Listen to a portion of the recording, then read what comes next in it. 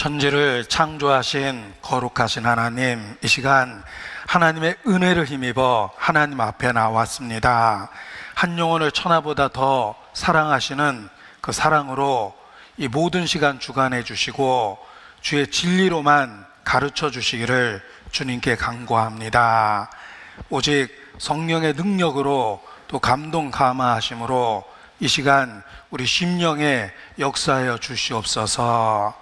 진리의 말씀을 통해 살아계시며 역사를 주관하시는 하나님을 발견하고 또 우리 영혼의 문제를 해결할 수 있도록 이 시간 우리 모두를 기억해 주시고 붙잡아 주시기를 주님께 기도합니다.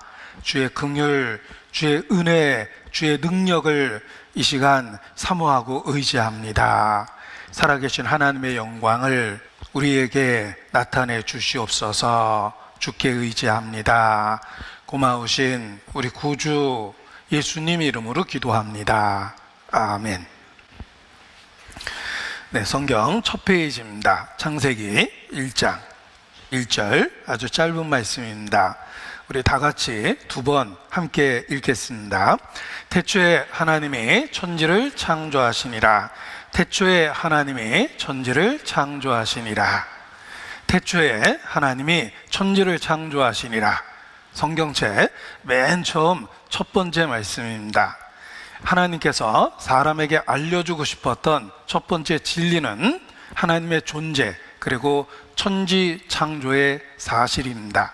첫 말씀은 하나님의 존재와 그 하나님께서 천지를 창조하셨다는 사실을 선포하는 말씀으로 되어 있습니다.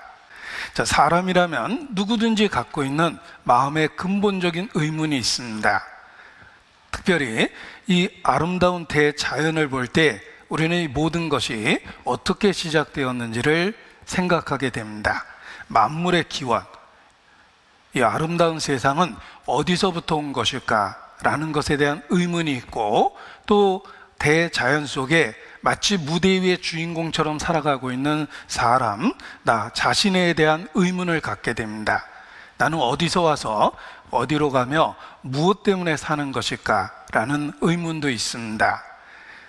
이 아름다운 세상은 어디에서 왔고, 또 나 자신은 어디에서 왔으며 어디로 가고 있는가, 무엇 때문에 사는가, 이러한 의문은 인류 역사 속에서 사람이라면 누구든지 가질 수밖에 없었던 근본적인 의문입니다. 그리고 성경을 배우면 하나님의 말씀인 성경을 통해서 가장 중요한 근본적인 두려움을 해결할 수가 있습니다.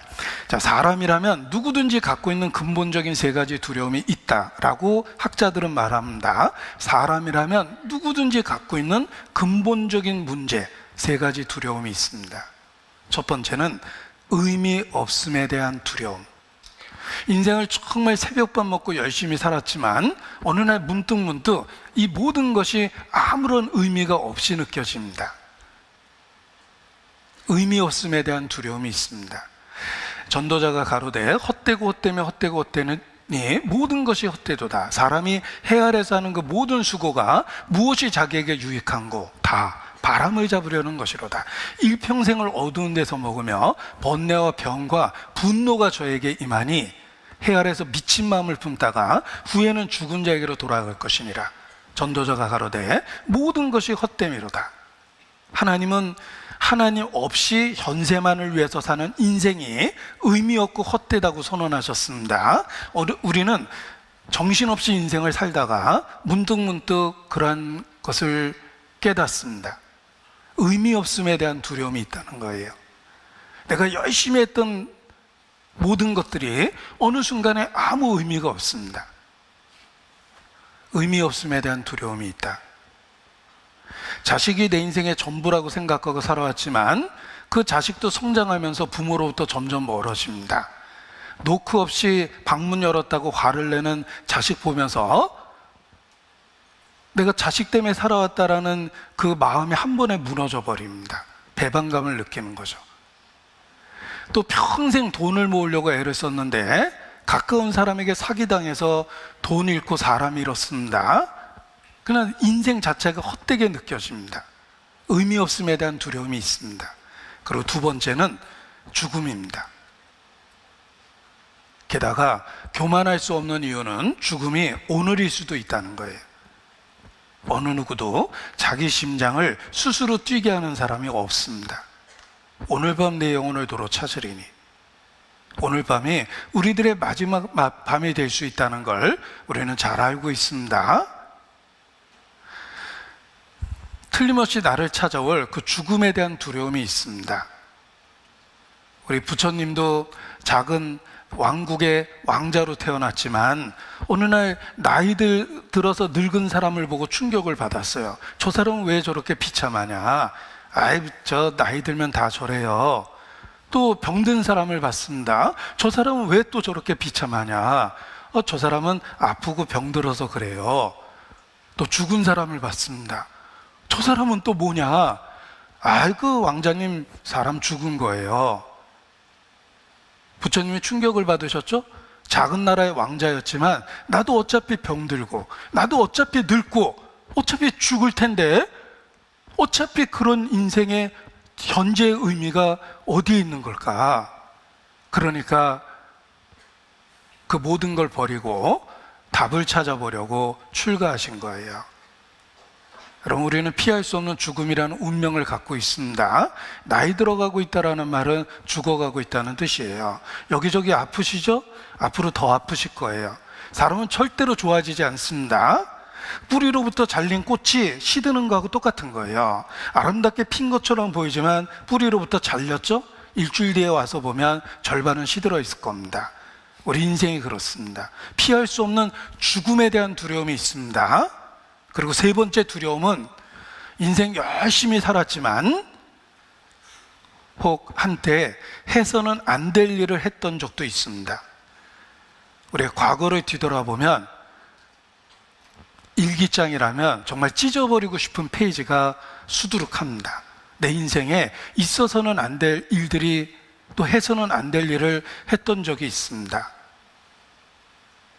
사람이라면 누구든지 죄책이라는 걸 갖고 있어요. 제 양심에서 나는 소린가 봅니다. 사람이라면 누구든지 죄책이라는 게 있다라는 거예요. 그래서 근본적인 세 가지 두려움이 있다. 의미 없음, 죽음, 그리고 죄책. 성경이 정말 하나님의 말씀이라면 성경만이 그런 근본적인 문제들을 해결해 줍니다. 진리를 알지니 진리가 너희를 자유케 하리라. 인생에 대한 답을 찾아줍니다. 그리고 성경은 하나님의 말씀이기 때문에 우리가 해결할 수 없는 근본적인 죽음에 대한 답을 줍니다. 어떤 분은 이렇게 만날 때마다 이런저런 자랑을 하시는데 그 중에 자기는 노후 대책을 확실히 세웠다고 이렇게 자랑을 하십니다. 그런데 자랑도 한두 번이지 자꾸 듣다 보니까 아무런 대책 없이 사는 저 같은 사람은 들을 때마다 상처를 받습니다. 그래서 저도 할 수 없이 자랑을 하나 했습니다. 저는 노후 대책은 잘 못 세웠는데 그보다 더 중요한 사후 대책은 확실히 세웠습니다. 제가 이렇게 자랑을 했는데 여러분 생각해 보십시오. 우리의 노후가 있을지 없을지, 있다면 얼마나 있을지 아무도 모릅니다. 그런데 분명한 것은 죽음은 반드시 있다는 거예요. 그것이 오늘일 수도 있다는 것입니다. 생각해 보면 노후 대책보다 사후 대책이 훨씬 더 중요합니다. 성경은 그 죽음에 대한 해답을 줍니다. 창조주 하나님의 말씀이며 하나님만이 죽음에 대한 해답을 줘요. 그 대한성서공회에서 발행하는 성경에 모든 사람을 위한 말씀, 이런 표현이 있는데 이 성경은 모든 사람에게 주신 말씀입니다. 마치 태양의 빛이 온 인류에게 충분하고 완전한 생명의 빛을 공급해 주는 것처럼 하나님은 성경을 통해서 온 인류에게 필요한 말씀을 주고 계시는 것입니다. 그래서 모든 사람을 위한 말씀이다, 이렇게 표현하고 있습니다. 요한복음 5장 39절에 보면 핵심적인 내용이 이와 같이 선언됩니다. 너희가 성경에서 영생을 얻는 줄 생각하고 성경을 상고하거니와 이 성경이 곧 내게 대하여 증가하는 것이로다.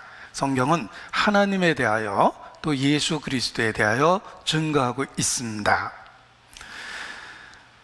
베드로후서 1장 21절에 보면 예언은 언제든지 사람의 뜻으로 낸 것이 아니요 오직 성령의 감동하심을 입은 사람들이 하나님께 받아 말한 것임이니라. 하나님께 받아 말한 것, 이것이 성경입니다. 예언이라는 말은 좁은 의미에서는 장래일을 말한 것이 예언이며 넓은 의미에서는 하나님의 말씀 자체를 예언이라고 표현합니다. 하나님의 말씀은 성령의 감동하심을 입은 사람들이 하나님께 받아 말한 것입니다. 베드로후서 1장 21절에 이 구절은 이사야서 34장 16절입니다.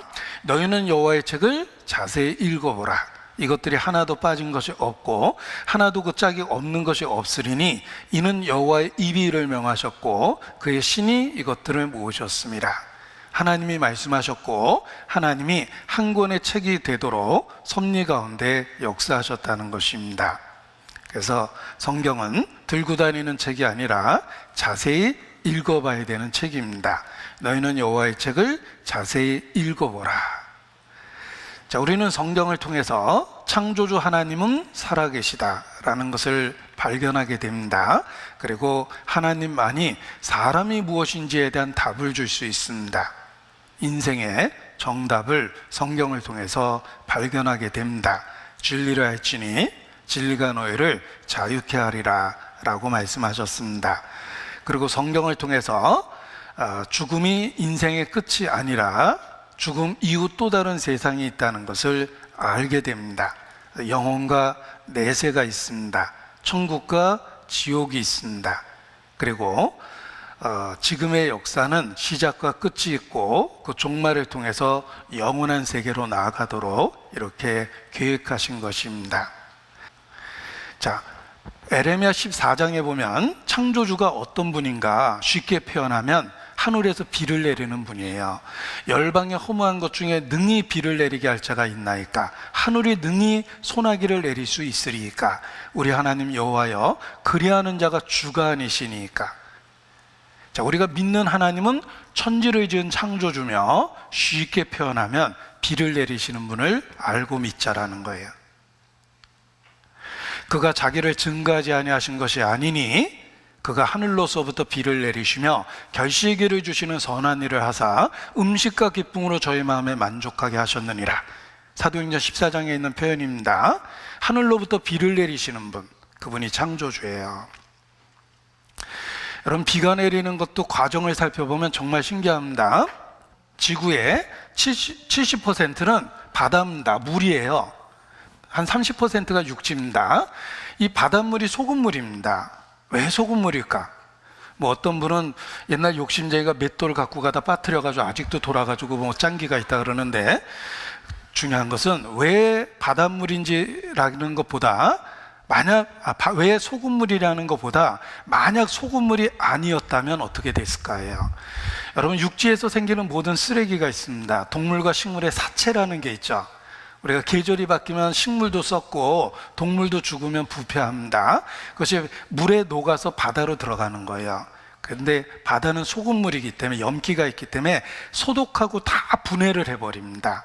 그래서 지구가 자정작용이 있는 거예요. 만약 바닷물이 소금물이 아니었다면 이미 바닷물은 쓰레기통이 되어버렸을 겁니다. 부패됐을 거라는 거예요. 문제는 이 소금이 그냥 육지에 쏟아지면 식물이 죽어버린다는 거예요. 하나님은 염기를 어떻게 제거하냐면 태양열로부터 태양열로 물을 증발시켜요.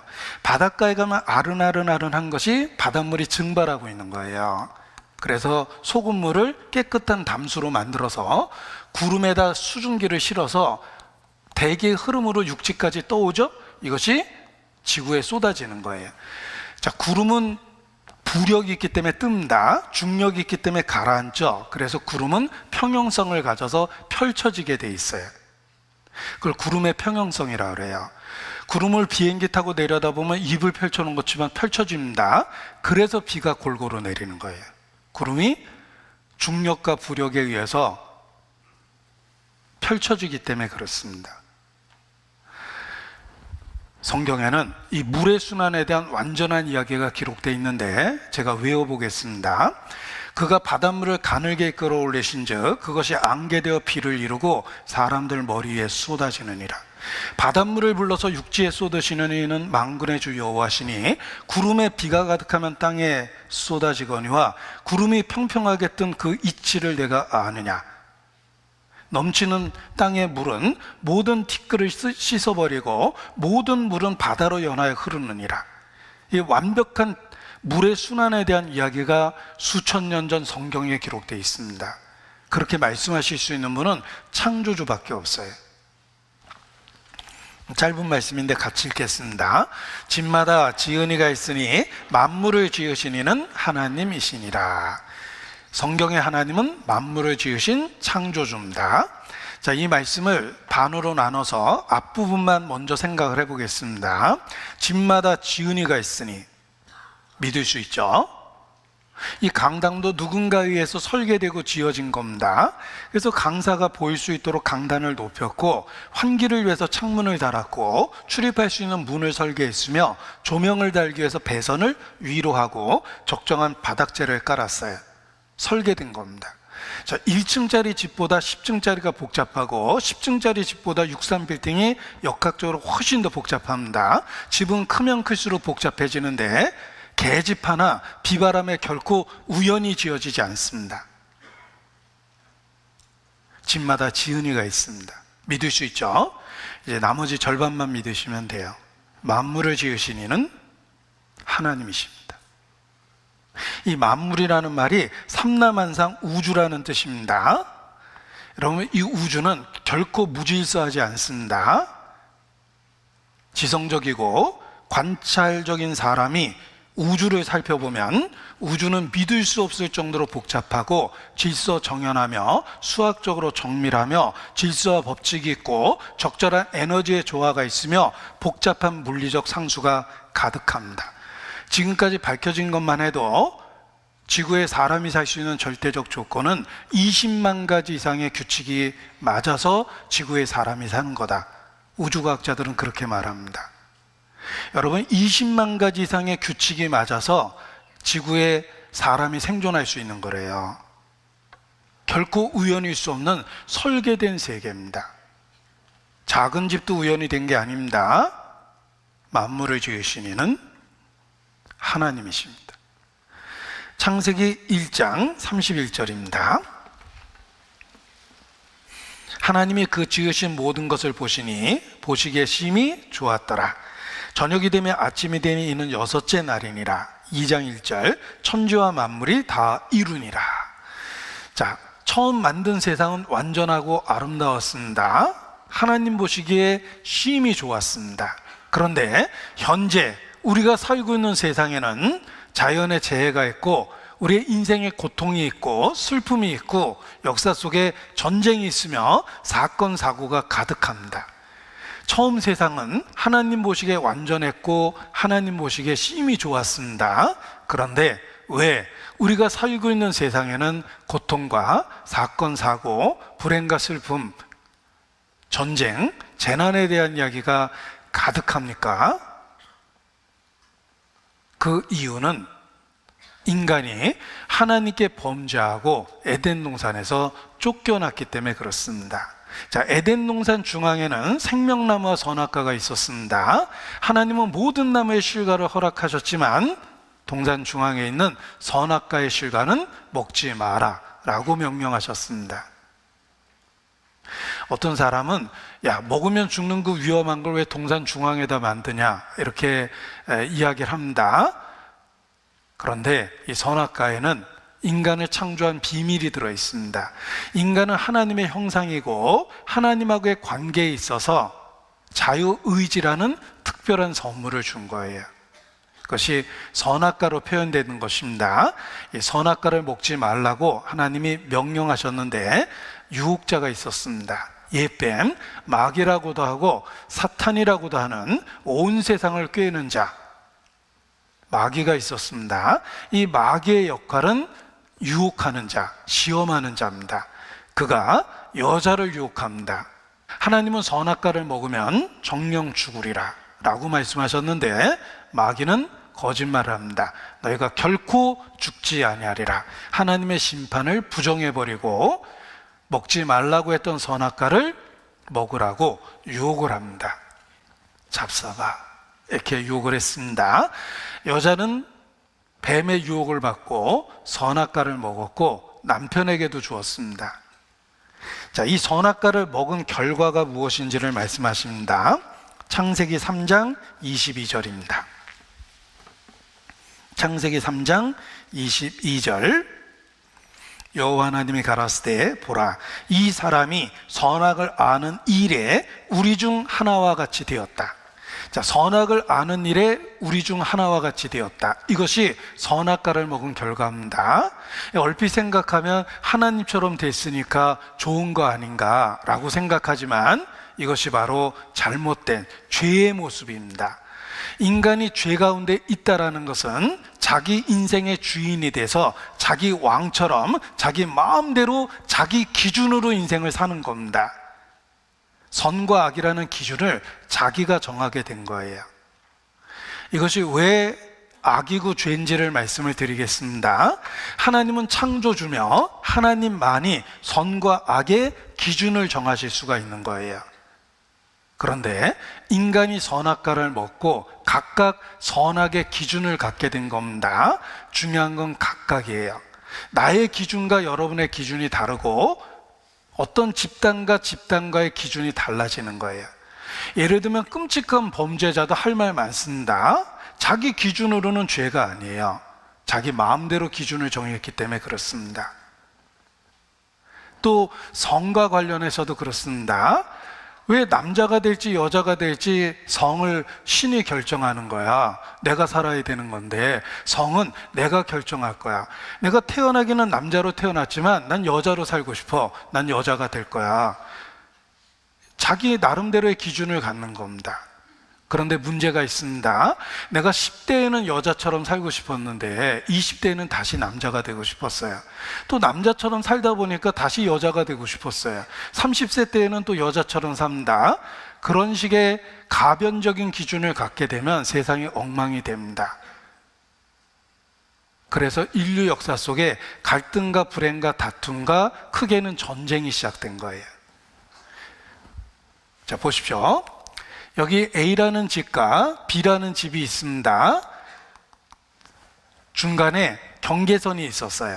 그래서 사이좋게 잘 지냈습니다. 어느 날 집 문서가 하나 발견됐는데 경계선이 여기라고 줄거 있는 집 문서가 나타난 거예요. 자, A는 여기가 자기 땅이라고 이야기하고 B는 여기까지 자기 땅이라고 이야기합니다. 기준이 두 가지가 됐죠. A와 B가 다투기 시작합니다. A와 친한 사람들은 다 A 편을 들었어요. B와 친한 사람은 다 B 편을 들었습니다. 갈등이 생기고 전쟁이 생겼어요. 전라도가 있고 경상도가 있습니다. 당파 싸움하죠? 작게는 그런 갈등이 있고 민주주의, 공산주의 이런 갈등도 있습니다. 다 자기 기준을 갖고 살다 보니까 세상이 갈등하고 다투게 돼 있는 거예요. 그러나 선과 악의 절대적인 기준은 하나님만이 정하셔야 됩니다. 인간이 선악과를 먹은 결과 자기 인생의 왕처럼 자기 주장을 갖고 자기 인생을 사는 거예요. 그게 바로 죄입니다. 자, 인간은 선악과를 먹고 하나님께 범죄했으며 하나님 앞에 쫓겨났습니다. 그래서 각각 자기 길을 가게 돼버린 거예요. 생명이 떠난 육체는 점점 썩습니다. 시간이 갈수록 더 부패되죠. 생명의 근원인 하나님을 떠난 인간 역사는 점점 더 부패하게 돼 있습니다. 그래서 20세기에 타락한 이러한 시대가 되어버렸고 앞으로 세상은 절대 좋아지지 않습니다. 점점 더 나빠질 거예요. 말세에 고통하는 때가 이르를 것이다. 마지막 때가 되면 죄악이 더 마치 잡초가 가득해지듯이 이 세상에 죄악이 가득해져서 심판을 자초하게 될 거라고 경고하고 계십니다. 자, 이사야 선지자는 그 옛날 하나님께로부터 비밀을 들었습니다. 대저 여호와께서 온 땅을 멸망시키기로 작정하신 것을 내가 만군의 주 여호와께로부터 분명히 들었다라고 말합니다. 하나님은 이 세상을 심판하실 수밖에 없습니다. 심판이 있습니다.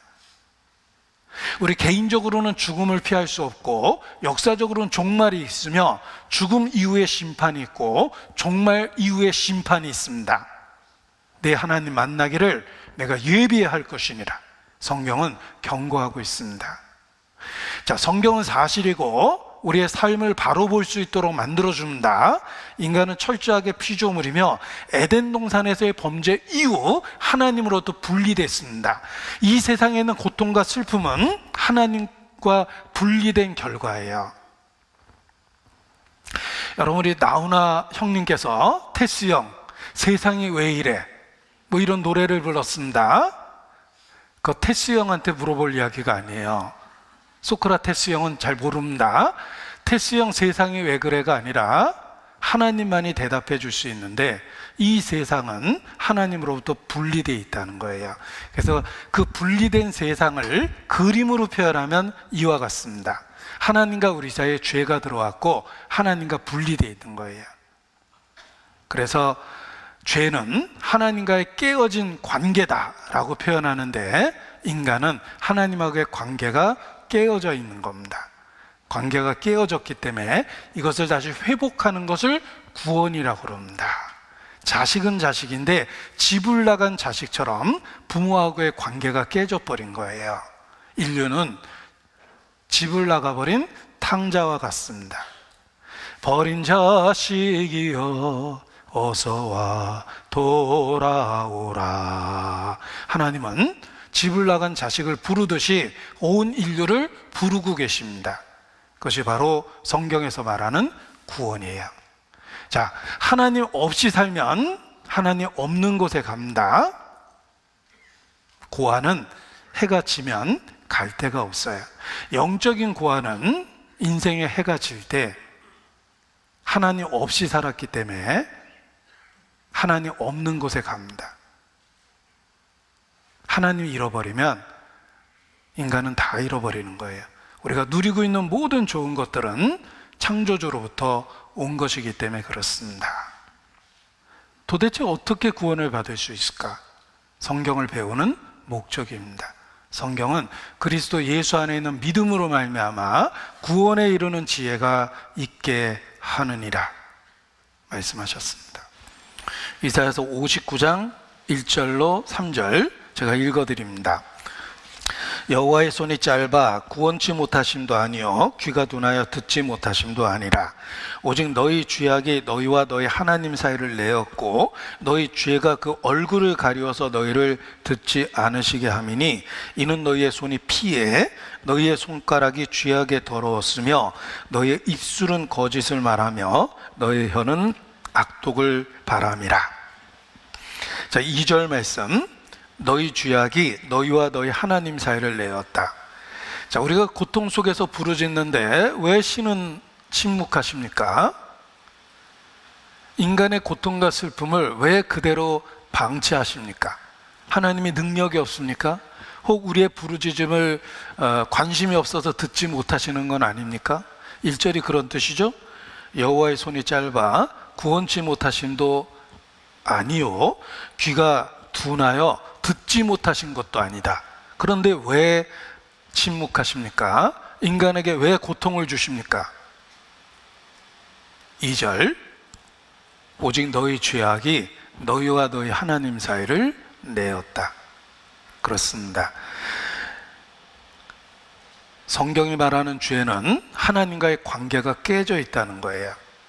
죄란 하나님하고의 깨어진 관계이다. Sin is a broken relationship with God. 이것을 그림으로 이렇게 표현한 겁니다.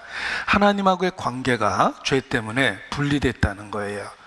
사랑하는 사람 사이에 바다가 있다면 보고 싶어도 볼 수 없고 가고 싶어도 갈 수가 없는데 하나님과 나 사이에 바다 같은 죄와 악이 있습니다. 분리되어 있다는 거예요. 그래서 인생에게 고통이 있고 슬픔이 있고 우리의 매일의 삶이 불확실해진 겁니다. 자, 구원을 시각적으로 표현하면 하나님과 나 사이의 죄를 해결하는 것입니다. 너에게 평강이 있을지어다. 비로소 마음의 평강을 얻게 됩니다. 하나님과 나 사이의 죄를 해결하는 것, 이것이 구원입니다. 하나님과 나 사이가 생명과 사망처럼 분리되어 있습니다. 죄와 악이 있고 심판의 위험이 있는데 하나님은 예수 그리스도를 통해서 인간을 죄로부터 구원해 주십니다.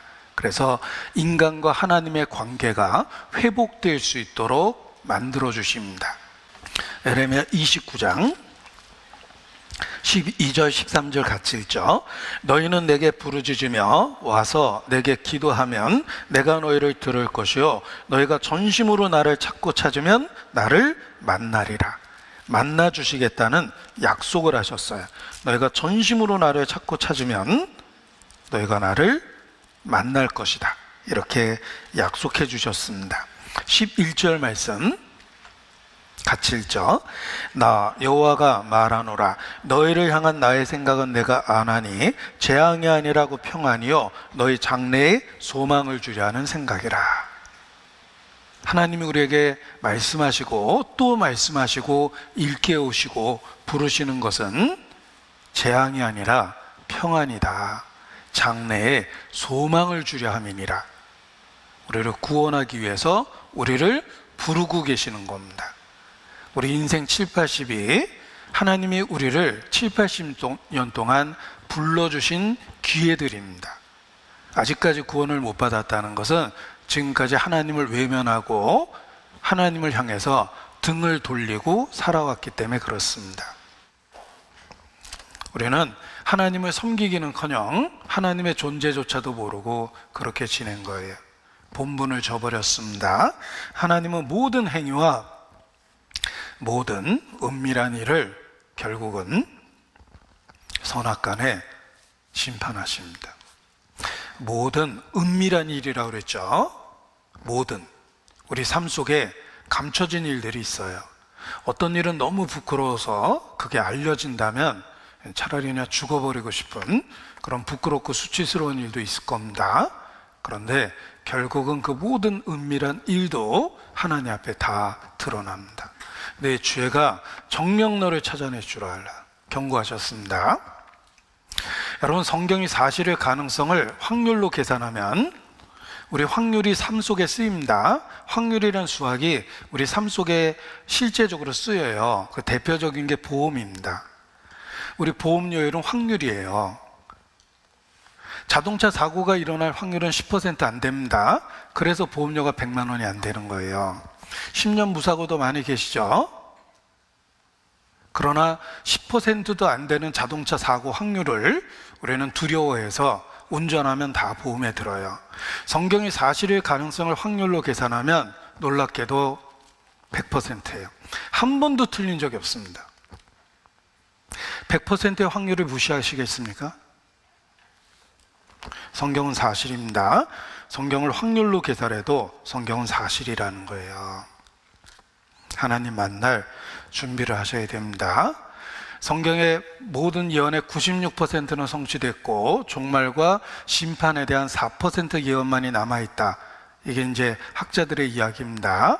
그 남아있는 예언 중에 가장 개인적이고 중요한 예언이 있습니다. 가장 중요한 개인적인 예언입니다. 히브리서 9장 27절입니다. 찾겠습니다. 히브리서 9장 27절 같이 읽겠습니다. 한번 죽는 것은 사람에게 정하신 것이요 그 후에는 심판이 있으리니. 그림을 한번 보십시오. 세상에서 가장 정확한 예언입니다. 당신은 반드시 죽습니다. 그리고 하나님 앞에 교만할 수 없는 이유는 그 죽음이 오늘일 수도 있다는 거예요. 한 번 죽는 것은 사람에게 정하신 것입니다. 그래서 죽음을 동양권에서는 초상이라고 그래요. 처음 초자를 썼죠. 한 번은 반드시 경험할 것, 이게 죽음이기 때문에 그렇습니다. 끝이 아닙니다. 그 후에는 심판이 있습니다. 하나님이 정하신 절대적인 운명이에요. 자, 이게 나라는 인생이 있습니다. 내가 출생했죠. 태어났습니다.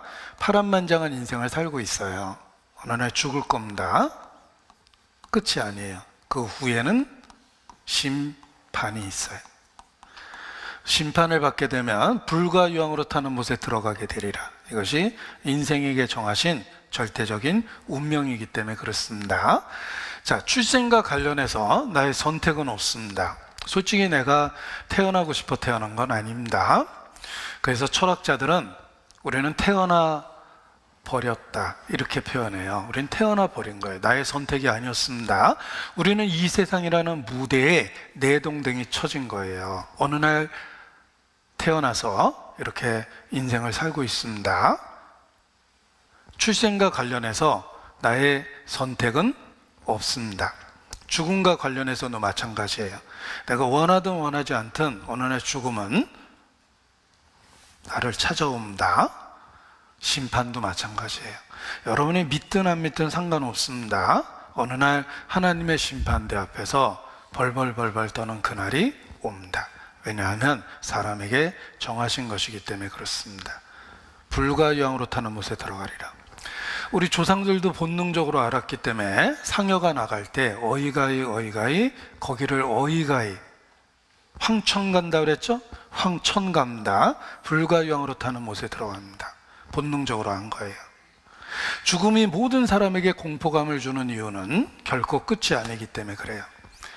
죽음이 끝이라면 두렵거나 무서워할 필요 없습니다. 어차피 죽을 건데 5년 뒤에 죽으나 지금 죽으나 무슨 차이가 있겠습니까? 그럼에도 불구하고 죽음이 공포스러운 이유는 죽음은 끝이 아니기 때문에 그래요. 그 후에는 심판이 있어요. 자, 우리가 살고 있는 세상을 관찰해 보십시오. 현세의 삶을 1막이라고 그러고 죽음 이후의 삶을 2막이라고 표현할 수 있어요. 어떤 긴 영화는 비디오 테이프 하나에 담을 수가 없어서 테이프가 2개로 되어 있는 영화가 있습니다. 자, 영화 1편만 보면 사건이 뒤죽박죽이죠. 영화 1편만 보면 나쁜 놈이 잘 됩니다. 영화는 2편으로 이루어져 있고 2편을 보셔야 돼요. 영화 2편을 보면 뒤죽박죽했던 사건이 해결되어 있고 나쁜 놈이 망하고 있죠. 우리는 영화의 1편 속에 있다는 걸 기억하셔야 돼요. 하나님, 왜 악인이 잘 됩니까? 왜 양심대로 살려는 사람이 고통을 받습니까? 죄 없는 어린아이들이 왜 죽어갑니까? 인간은 연약한데 왜 이렇게 혹독한 삶을 주셨습니까? 우리가 살고 있는 세상은 과정이고 영화의 1편이기 때문에 그래요. 죽음 이후에 심판이 있습니다. 제가 2시간짜리 그 실화를 바탕으로 한 영화를 봤는데 나치 장교가 엄청난 악행을 저지릅니다. 유대인을 놓고 나치 장교가 사람으로서 할 수 없는 짓을 해요. 아침에 일어나면 운동 삼아서 총을 들고 수용소에 뛰어다니고 있는 유대인들의 머리를 겨냥합니다. 아침 운동이에요, 이 사람한테. 사람 죽이는 것부터 시작해가지고 하루를 시작합니다. 그 끔찍한 악인에 대한 이야기가 영화 2시간 내내 나오는데 마지막 장면이 전쟁이 끝나고 전범으로 교수형에 달려서 처형되는 장면이 나오고 그 사람의 실제 배우의 얼굴이 아니라 실제 사진이 영화에 탁 나오면서 끝이 납니다.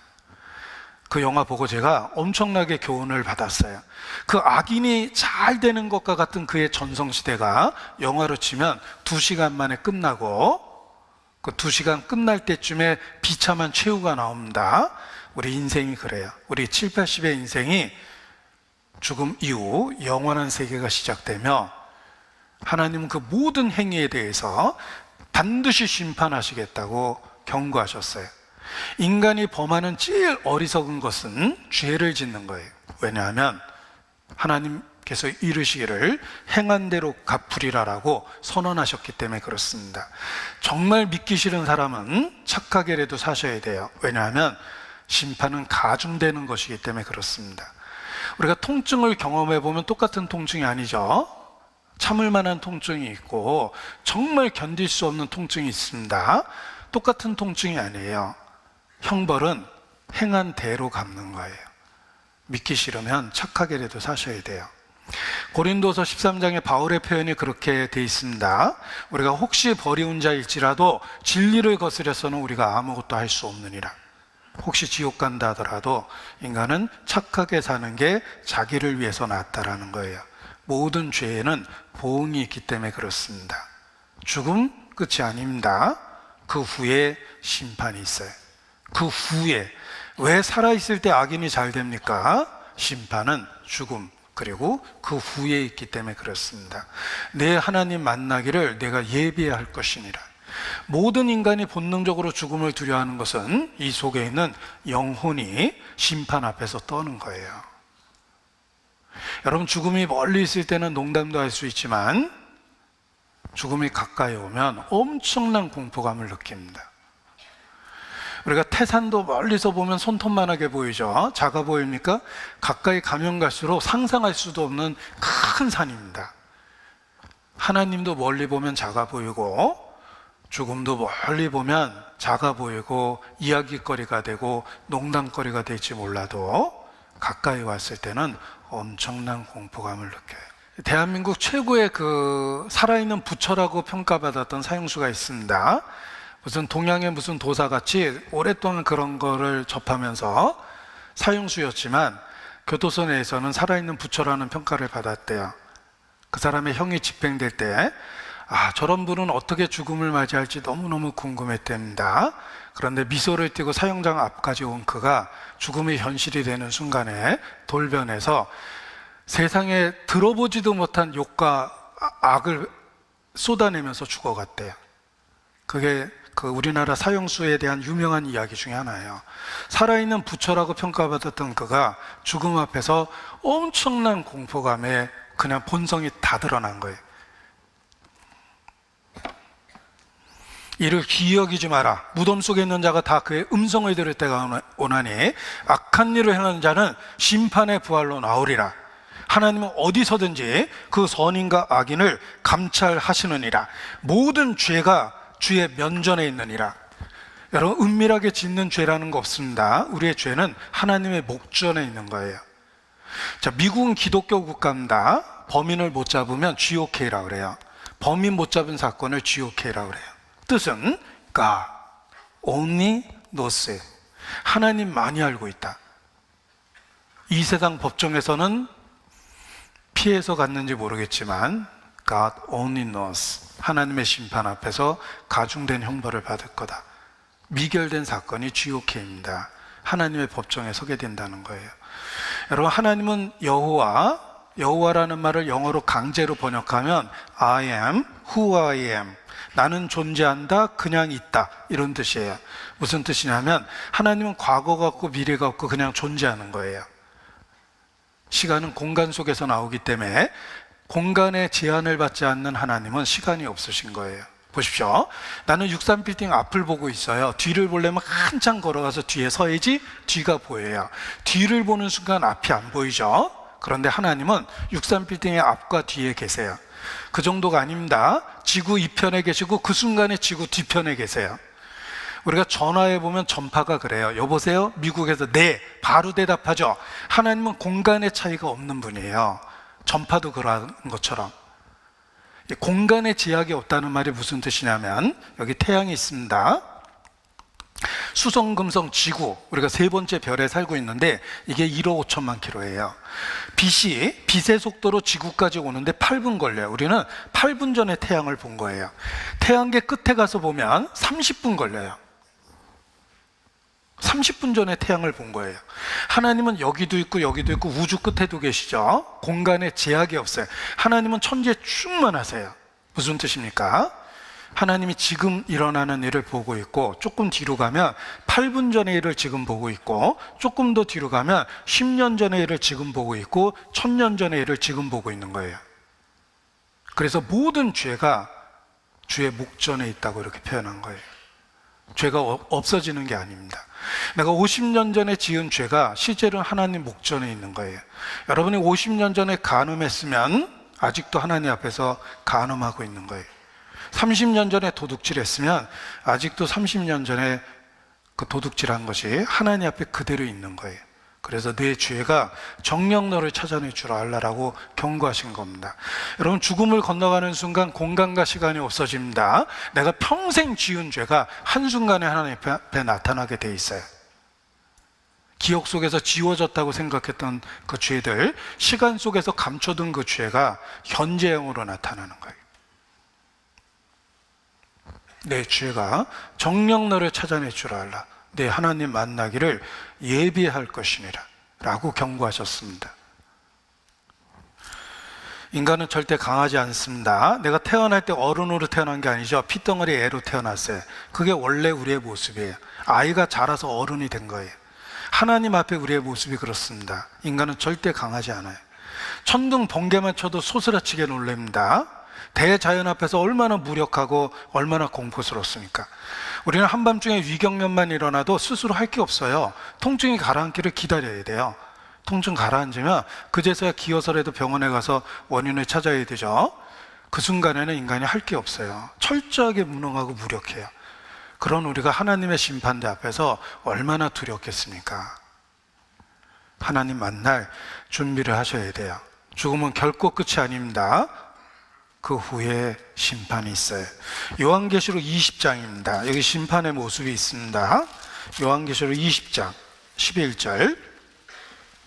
또 내가 크고 흰 보좌와 그 위에 앉으신 자를 보니 땅과 하늘이 그 앞에 피하여 간데 없더라. 또 내가 보니 죽은 자들이 물론 대수하고 그 보좌 앞에 섰는데 책들이 펴있고 또 다른 책이 펴졌으니 그 생명책이라. 죽은 자들이 자기 행위를 따라 책들에 기록된 대로 심판을 받으니. 우리의 삶의 모든 기록이 하나님 앞에 그대로 있습니다. 책들에 기록된 대로 심판을 받습니다.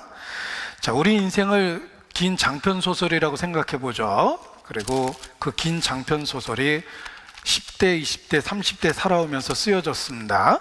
어느 날 내 인생의 끝이 날 거예요.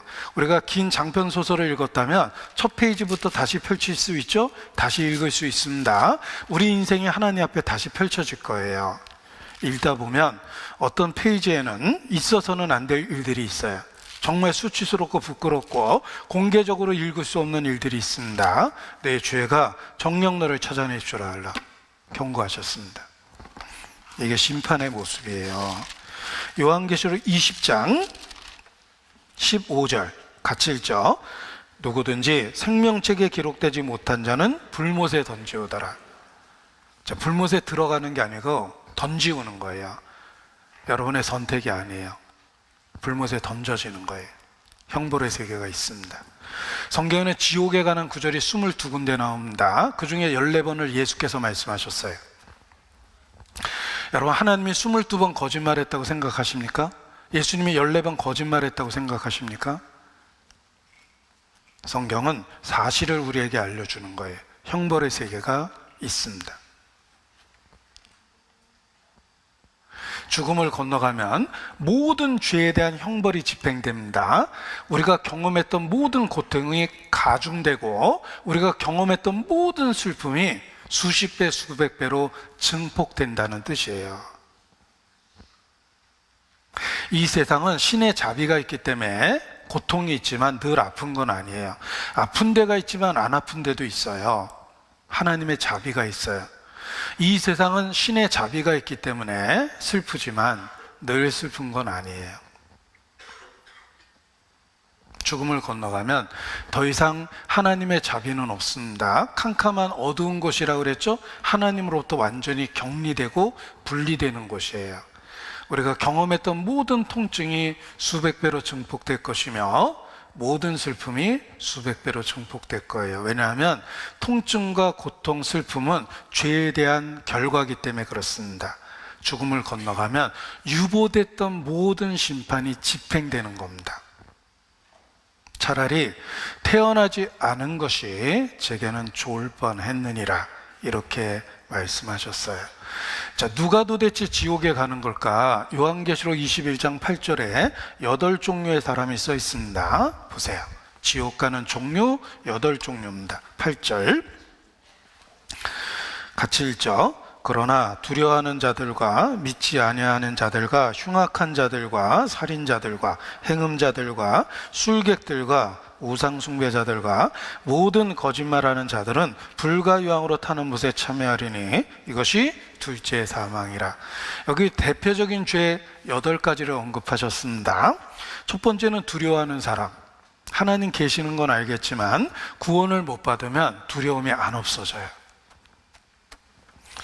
온전한 사랑이 두려움을 내어 쫓나니 두려움에는 형벌이 있습니다. 하나님의 존재는 알겠는데 하나님하고의 관계와 친밀한 사귐이 없으면 두려움이 안 없어져요. 두려워하는 사람 지옥에 갑니다. 믿지 아니하는 자들, 하나님이 주신 모든 걸 누리고 살았으면서 하나님의 존재조차도 부정하고 살았습니다. 우리가 학교에서는 1년 선배도 깍듯합니다. 3년 선배는 더 깍듯하죠? 그런데 그런 사람이 집에 와서는 부모한테 함부로 하고 친구처럼 말하고 그러는데 더 한심한 것은 하나님에 대해서 함부로 말하고 생각하고 행동한다는 거예요. 1년 선배한테도 어려워하면서 하나님의 존재조차도 믿지 않고 삽니다. 믿지 아니하는 자들이 당연히 지옥 갑니다. 흉악한 자들과 살인자들 지옥 가는데 성경에 보면 하나님과 인간의 관계를 부정해버리면 사람은 멸망하는 짐승 같아요. 본능으로 살기 때문에 딱 맹수예요. 야생에서 맹수 만나면 정말 조심해야 되죠. 하나님을 부정하면 인간은 무슨 짓이든지 할 수 있는 짐승 같은 상태가 돼요. 이미 큰 죄를 졌기 때문에 심지어는 부모를 해칠 수도 있고, 하나님을 부정하면 모든 죄를 다 지을 수 있는 상태가 되는 겁니다. 그리고 하나님은 인간의 마음을 들여다보시는데, 여러분, 칼로 찌르는 것처럼 저희가 말을 함부로 하느니라 라는 표현이 있습니다. 칼로 찌르면 살인자죠. 그런데 우리는 요 셋째 혀로 별의별 악한 말 다 하고 삽니다. 누구든지 환경이 주어지면 살인할 수 있습니다. 및 흉악한 자들과 살인자들 지옥 갑니다. 십계명을 보면 살인하지 마라, 다음에 간음하지 마라가 있습니다. 성적인 죄는 살인죄 다음으로 큰 죄며 도둑질보다 더 큰 죄예요. 유대인은 십계명을 갖고 교육을 받기 때문에 어려서부터 성적인 죄가 큰 죄라는 교육을 받습니다. 전통적으로 유대인은 창녀가 없어요. 아무리 생활이 어려워도 몸을 팔거나 웃음을 팔진 않아요. 성은 부부간에만 주신 거라는 걸 성경적으로 그들은 확실히 알기 때문에 유대인은 전통적으로 창녀가 없어요.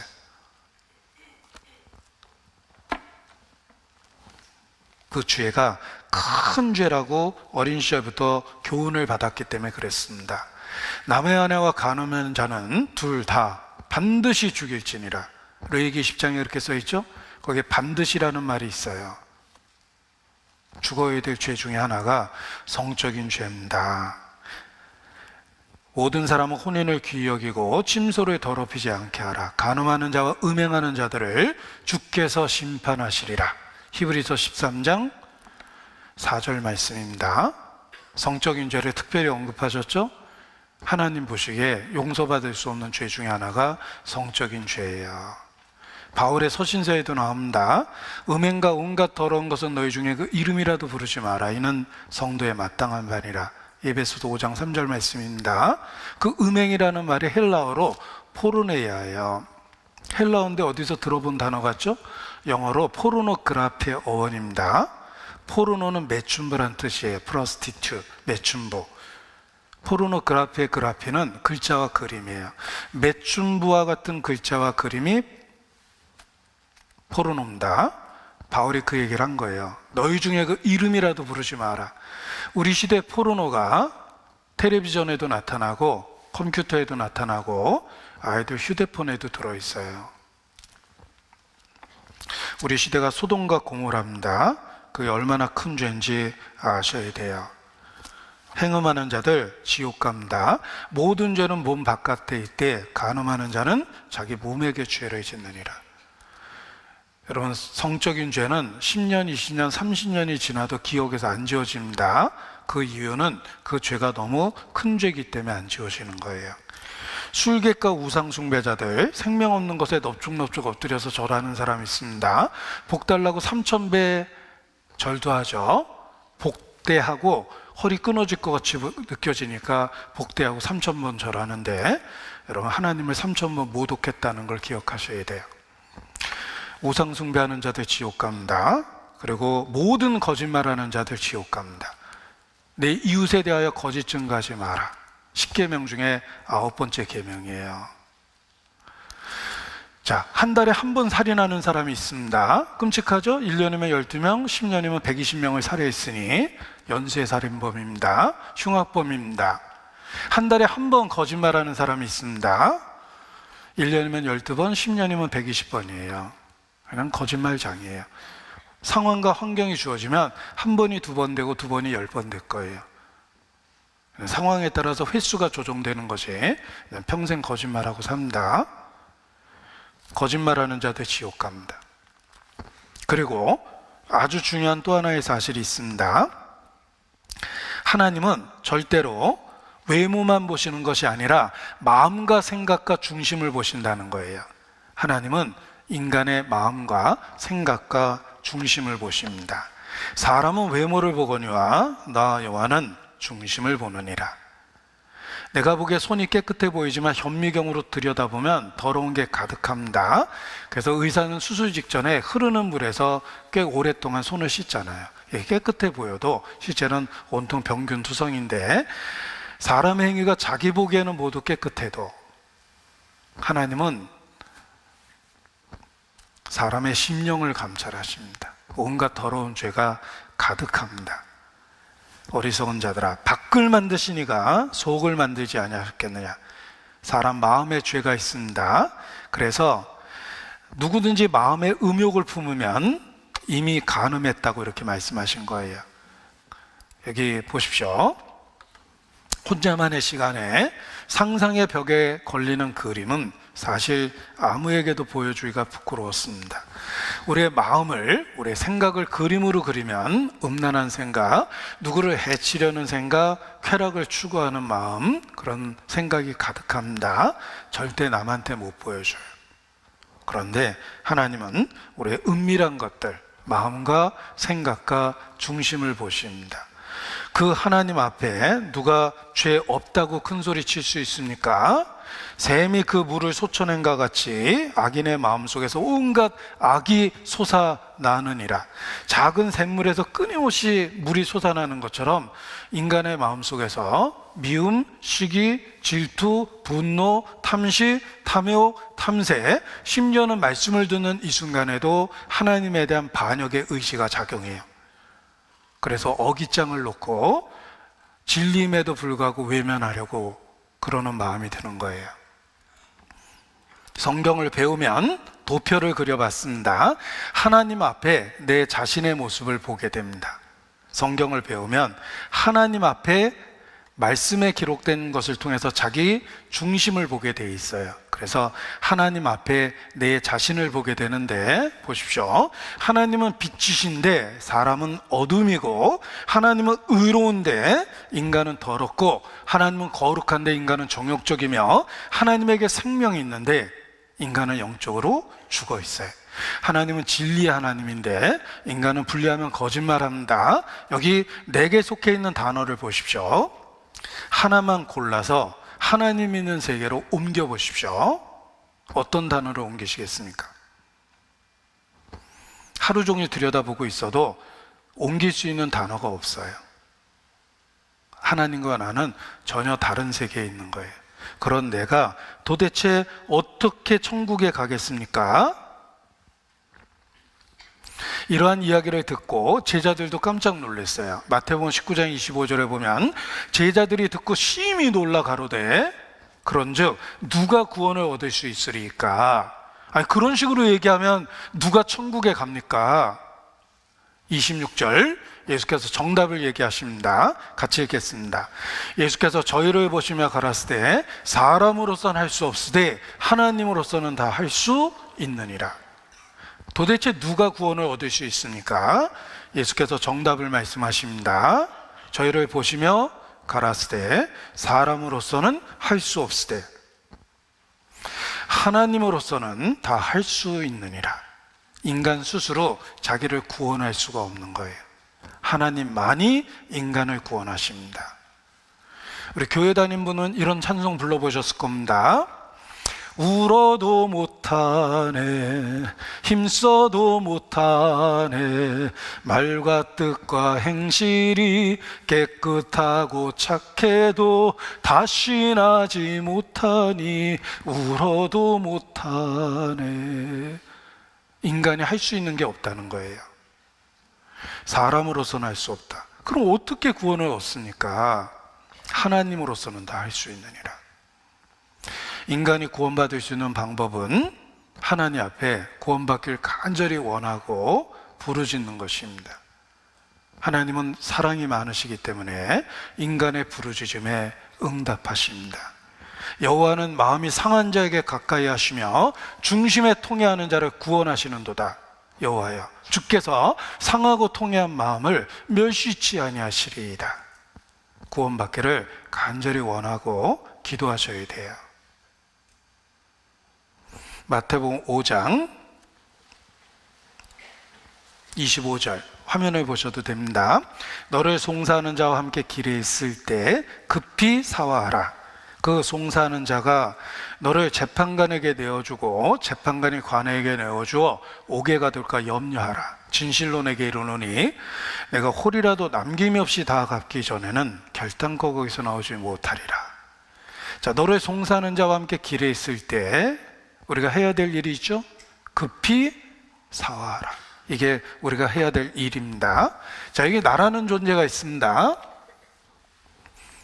나라는 존재가 있습니다.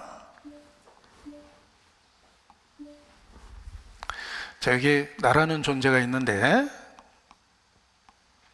큰일 났어요. 제가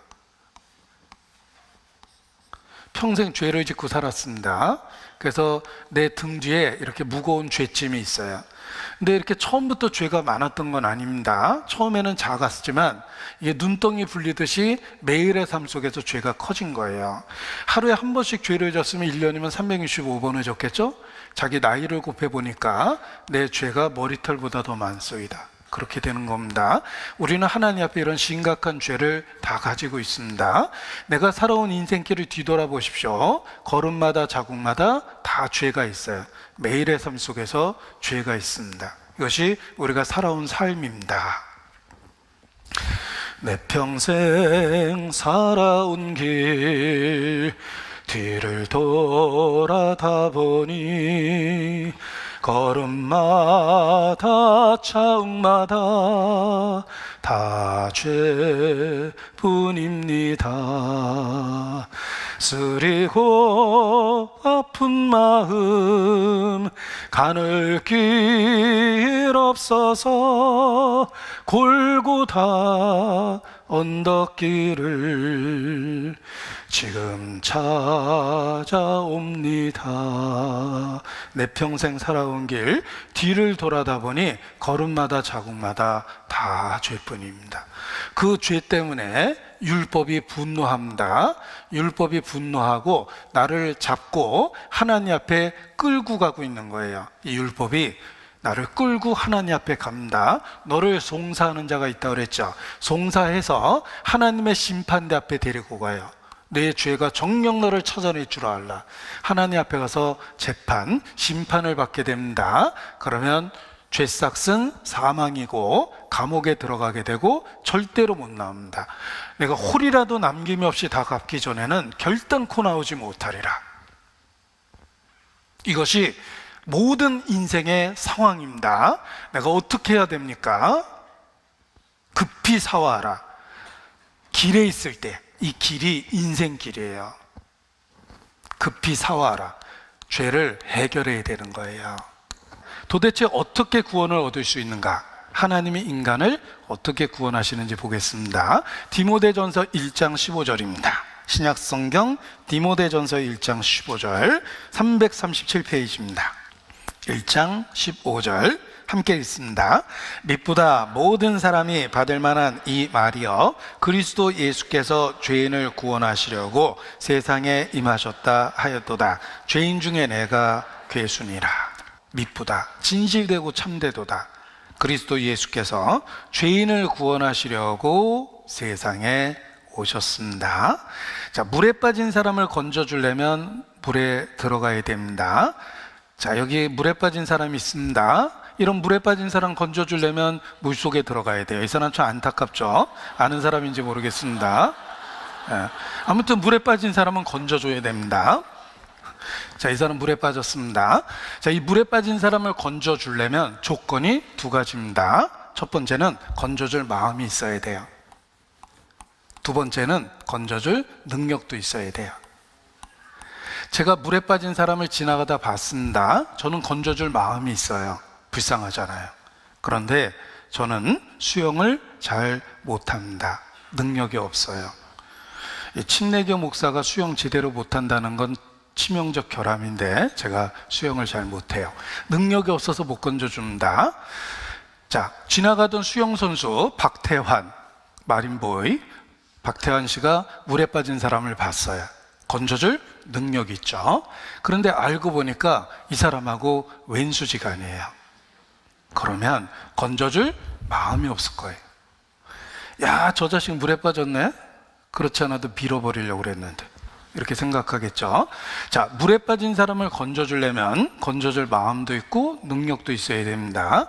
우리는 죄 가운데 있습니다. 죄로부터 우리를 구원해 주려면 구원해 줄 마음도 있고 능력도 있어야 되는 거예요. 누가 나를 구원해 줄 마음이 있을까 생각해 보니까 내 어머니는 이 땅에서 나에게 가장 많은 사랑을 주셨던 분이에요. 내 어머니는 나를 건져줄 마음이 있어요. 그러나 내 어머니는 나를 건져줄 능력이 없어요. 그래서 가끔 뉴스에 보면 일가족이 다 빠져 죽었다고 돼 있잖아요. 안타깝지만 이해할 수는 있습니다. 나도 내 아이가 물에 빠지면 내가 수영은 못하지만 일단 물에 들어갈 것 같아요. 자, 물에 빠진 사람을 건져주려면 마음과 능력이 있어야 하듯이 우리를 죄로부터 구원해 주기 위해서는 마음과 능력이 있어야 되는데 내 어머니는 나를 건져줄 마음이 있음에도 불구하고 나를 건져주실 능력은 없어요. 내 어머니처럼 나를 사랑하시는 분 하나님이십니다. 하나님은 사랑이라고 그랬죠? 내 부모는 너를 버려도 나는 너를 버리지 않겠다고 말씀하셨어요. 하나님은 나를 건져줄 마음이 있습니다. 그리고 하나님은 창조주죠. 나를 건져줄 능력이 있어요. 따라서 나를 건져줄 마음과 능력 있는 분은 처음부터 하나님 한 분이었어요. 따라서 이 두 단어를 지우겠습니다. 제가 이 두 단어를 지우고 하나님이라고 쓸 거예요. 하나님만이 인간을 구원해 줄 마음과 능력을 갖고 계시기 때문에 그렇습니다. 하나님은 우리를 구원해 줄 마음도 있고 능력도 있으십니다. 자, 하나님은 천지를 지은 창조주며 만유보다 크십니다. 우주보다 더 크신 영적 존재입니다. 그 하나님이 사람을 구원하기 위해서 친히 육체를 가지고 이 세상에 오셨어요. 그분이 예수님이에요. 자, 이름은 정체성입니다. 예수라는 말이 구원이란 뜻이에요. 왜 이 세상에 오셨을까? 예수. 그냥 답을 알려주셨죠? 우리를 구원하기 위해서 오신 거예요. 아들을 낳으리니 이름을 예수라 하라. 이는 그가 자기 백성을 저희 죄에서 구원할 자이심이라. 이름은 정체성이에요. 이름 자체가 구원이에요. 예수님이 이 세상에 왜 오셨냐면 구원하려고 오신 거예요. 근데 예수님의 이름이 하나 더 있습니다. 성경에 예수님의 이름이 하나 더 있습니다. 임마누엘은 하나님이 우리와 함께 계시다 이런 뜻이에요. 예수님을 God man, 하나님인데 사람이 됐다고 그래서 영어로 God man이라고 그래요. Jesus is true God. 예수님은 참 하나님이시다. And perfect man. 그는 완전하신 사람이다. 그래서 한자로 신인, 신인데 하나님이 사람이 되셨다 그래서 God man, 신인이라고 그래요. 너희는 땅에서부터 났고 나는 하늘로부터 났느니라. 예수님은 하나님 자신이셨어요. 아브라함이 나기도 전부터 내가 있느니라. 아브라함도 나를 보고 기뻐하였느니라. 하나님과 나는 하나이니라. 예수님은 참 이상한 말씀하셨죠? 바로 하나님 자신이셨어요. 그런데 중요한 것은 말만 하신 게 아니라 능력이 하나님이셨어요. 바람과 풍랑을 잔잔하게 했죠? 자연을 다스렸어요. 죽은 사람을 살렸죠? 생사를 주관했어요. 병든 자를 고치셨죠? 질병을 다스렸어요. 악한 영을 내어 쫓으셨죠? 영적 세력을 다스렸어요. 그리고 결정적인 증거, 죽었다가 살아나셨어요. 부활하셨어요. 진짜 하나님이셨어요. 내 말로 인하여 믿지 못하겠거든 내가 하는 그 일을 인하여 나를 믿으라. 그래야 하면 아버지께서 내 안에 계신 줄 너희가 깨달아 알 것이니라. 나와 아버지는 하나이니라. 예수님은 하나님 자신이셨어요. 육체를 가지신 하나님이셨던 것입니다. 자, 이것을 아이들한테 이렇게 설명해 줍니다. 아이들한테 이해하기 쉽게 설명해 줍니다. 자, 이 개미 가족이 개미처럼 열심히 일해서 행복하게 살았어요. 어느 날 개미 가족에게 위기가 생겼습니다. 늘 다니던 길에 공사판이 벌어져서 이대로 가면 죽는 거예요. 다행히 마음씨 좋은 아저씨가 개미 가족을 살려주려고 소리를 칩니다. 못 알아들어요. 더 큰 목소리로 외쳤는데 놀래기만 합니다. 어떻게 하면 개미 가족을 살려줄 수 있을까? 방법은 할 수만 있으면 개미가 되는 거예요. 개미가 돼서 개미들이 알아들을 수 있게 설명을 해주면 됩니다. 너희들 이거 잘 봐. danger, 위험이란 뜻이야. 단 거, 이렇게 읽으면 안 돼. 그리고 개미 가족을 구원해 줄 수 있습니다. 개미 가족을 구원해 줄 수 있는 제일 좋은 방법은 개미가 되는 거예요. 왜 하나님이 사람이 되셨을까? 사람을 구원할 수 있는 제일 좋은 방법이기 때문에. 갑자기 이 세상에 오시면 못 믿을까봐 구약성경 1500년 동안 320군데 예언을 하셨습니다. 여자의 후손으로 오시리라. 너무 막연합니까? 아브라함의 자손으로 오리라. 아브라함이 자손이 한둘이에요? 이삭의 집에 오리라. 이삭 자손 많아요. 야곱의 집에 오리라. 야곱 12아들입니다. 유다의 집에 오리라. 유다도 하나님 자손 많습니다. 이새의 집에 오리라. 이새도 자손 많습니다. 8아들 있거든요. 막내 다윗의 집에 오리라. 베들레헴에 오리라. 점점 구체적인 예언을 320군데를 주셨는데 예수님은 완전하게 성취하고 이 세상에 오셨어요. 미쁘다. 모든 사람이 받을 만한 이 말이요, 그리스도 예수께서 죄인을 구원하시려고 세상에 오셨어요. 여러분, 물속에 있는 죄인을 건져주려면 물속에 들어가야 됩니다. 세상에 있는 죄인을 구원해 주려니까 예수께서 세상에 오셨어요. 갑자기 오면 못 믿을까봐 구약에 예언했던 거예요. 죄인을 구원하려고 오셨습니다. 자, 그런데 문제가 있습니다. 이 세상은 법이 있어요. 죄싹은 사망이라는 법이 있는데 어떻게 인간을 구원하십니까? 예수님은 법적 문제를 해결하고 인간을 구원하려고 오셨습니다. 그래서 자기 목숨을 많은 사람의 대속물로 내어주려 함이라 라고 말씀하신 거예요. 인간의 죄값을 자기의 죽음을 통해서 대신 갚아줌으로 인간을 구원하시려고 오신 것입니다. 그래서 빌라도가 재판하면서 예수님을 협박하죠. 내가 너를 살려줄 수도 있고 죽일 수도 있는 권세가 있다. 예수께서 말씀하셨습니다. 위에서 주시지 아니하셨더라면 아무도 내 목숨을 빼앗을 수가 없느니라. 나는 내 목숨을 스스로 버리노라. 그렇게 말씀하셨어요. 예수님은 자기 목숨을 스스로 내어주려고 오셨습니다. 그걸 대속물이라고 그러는 거예요. 마가복음 10장 45절. 네, 마가복음 10장 45절 같이 읽습니다. 인자에 온 것은 섬김을 받으려 함이 아니라 도리어 섬기려 하고 자기 목숨을 많은 사람의 대속물로 주려 함이니라. 여러분, 대속물이라는 말의 뜻을 이해해야 됩니다. 구약시대에는 속죄 제사라는 걸 드렸어요. 속죄, 보십시오. 죄를 용서받기 위해서 드리는 제사라는 뜻이에요. 이 속죄 제사는 짐승을 대신 죽였는데 양, 염소, 송아지, 비둘기예요. 왜 비둘기 같은 게 껴있을까? 고대의 가축은 재산이었기 때문에 가난한 사람은 양 한 마리도 없었어요. 하나님이 우리는 가난해서 어떻게 구원을 받나요? 비둘기라도 잡아와라. 그래서 속죄 제물이 양, 염소, 송아지 그리고 비둘기예요. 가난한 자를 배려하셨죠? 가난하다고 신앙생활 못하는 게 아니에요. 두 렙돈 바친 과부는 모든 사람보다 가장 많이 바쳤다고 칭찬하셨어요. 하나님은 얼마를 바쳤느냐를 보시는 게 아닙니다. 마음을 보신 거예요. 자, 제물은 양, 염소, 송아지, 비둘기입니다.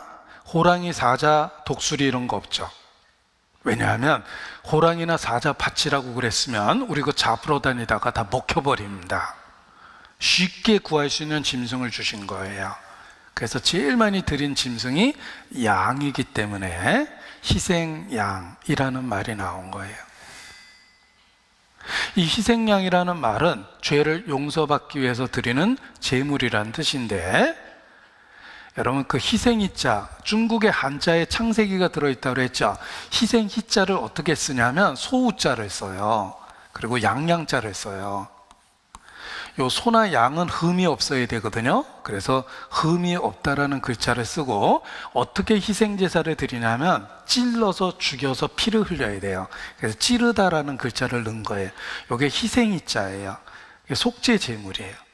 그때 드리는 양을 희생양이라고 그러는데, 이 양을 내가 의지해서 신에게 나아갈 때 신이 받아줄 수가 있는 거예요. 그래서 이 밑에다 자기 하자를 써서 의로 의자라고 그래요. 중국의 베이징에 가면 천단이라고 그래서 상제에게 제사 드리는 건물이 있습니다. 오래된 관광지예요. 오래된 옛날 건축물인데, 여러분 천단 위에 올라가면 신에게 제사 드리는 제사를 그림으로 고대인이 그려놨는데 충격적이에요. 성경에 있는 속죄 제사하고 똑같아요. 어떻게 그럴 수 있을까? 그들도 아담의 후손이기 때문에 조상 때부터 내려오던 속죄 제사에 대한 이야기를 들었던 거예요. 그래서 한자가 이렇게 생긴 거예요. 자, 대속물, 죄를 용서받기 위해서 드리는 제물을 양이라고 표현하는데, 예수님은 자기 자신을 대속물로 내어준다고 표현하셨습니다. 그 예수님을 소개해 준 사람이 세례 요한이에요. 그 세례 요한이 예수님을 이렇게 소개합니다. 요한복음 1장 29절 찾겠습니다. 요한복음 1장 29절.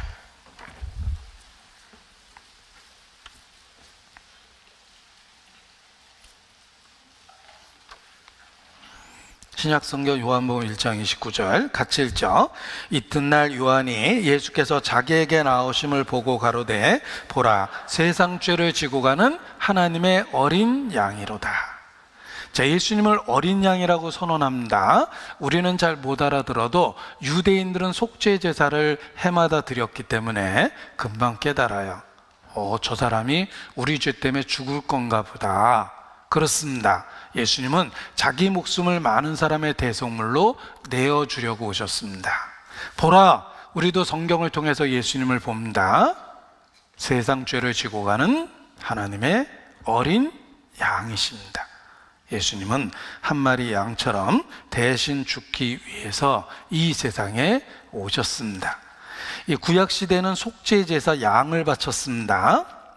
이렇게 이 사람이 죄 때문에 지금 고민이 되고 있어요. 아이고, 이거 큰일 났네. 내가 요새 몸도 안 좋고 죽을 것 같은데 이대로 죽으면 옆집 여자 좋아했던 죄도 있고 옆 사람 때렸던 죄도 있고 뺏어 먹었던 죄도 있는데 고민이 됐습니다. 그래서 죄를 용서받기 위해서 양을 가지고 제사를 드리러 가서 안수하고 죄를 전가시켰어요. 시커먼 죄가 착 하고 넘어갔어요. 이걸 전가한다고 그래요.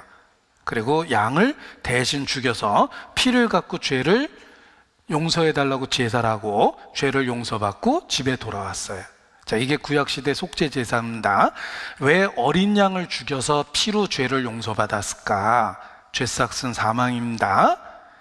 율법은 장차 오는 좋은 일의 그림자요 참 형상이 아니므로 해마다 늘 드리는 바와 같은 제사로는 나오는 자들을 언제든지 온전케 할 수 없느니라. 이게 양을 죽여서 될 문제가 아니라는 겁니다. 그래서 이 양을 죽인다라는 모습 속에 장차 예수님이 우리 죄 때문에 죽을 것이 설명돼 있었던 거예요. 보라, 하나님의 어린 양이로다. 십자가가 어떤 의미가 있냐면 구약시대 양을 바쳐서 제사했던 의미입니다. 양을 죽여서 죄사를 용서받았던 것처럼, 죄를 용서받았던 것처럼 예수님은 한 마리 양이 되신 거예요. 하나님의 어린 양입니다. 그래서 이는 장래 좋은 일의 모형과 그림자라, 이렇게 표현했습니다. 그래서 예수님을 하나님의 어린 양, 이렇게 선언했습니다. 어린 양입니다. 이 십자가에 죽으실 것을 어린 양으로 설명해 준 거예요. 구약시대 양을 죽였죠? 이것은 곧 예수님을 나타내며, 예수님은 세상 죄를 지고 가는 하나님의 어린 양이에요. 우리의 죄는 예수님께 갔고 예수님의 의로운 상태가 우리에게 온 거예요. 이것이 십자가에서 일어난 일입니다. 그런데 갑작스럽게 이런 일을 설명하면 이해할 수 없을까 봐 구약시대에 끊임없이 양으로 제사를 드리게 해서 그 의미를 생각하고 이해할 수 있도록 만들어 주신 것입니다. 보라, 하나님의 어린 양이로다. 세상 죄를 지고 가는 하나님의 어린 양이 되셨습니다. 자, 이사야서 53장입니다. 이사야서 53장 6절. 이사야서 53장 6절.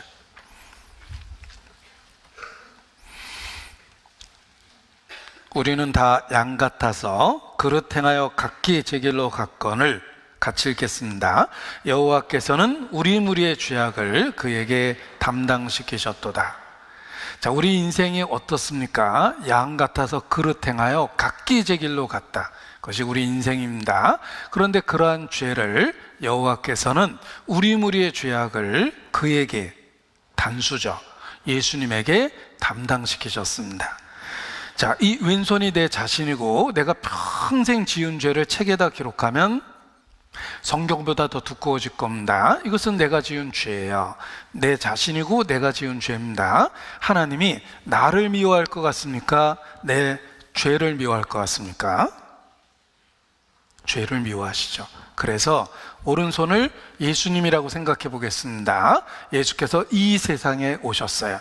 미쁘다 모든 사람이 받을 만한 이 말이요, 그리스도 예수께서 죄인을 구원하시려고 세상에 임하셨다 하였도다.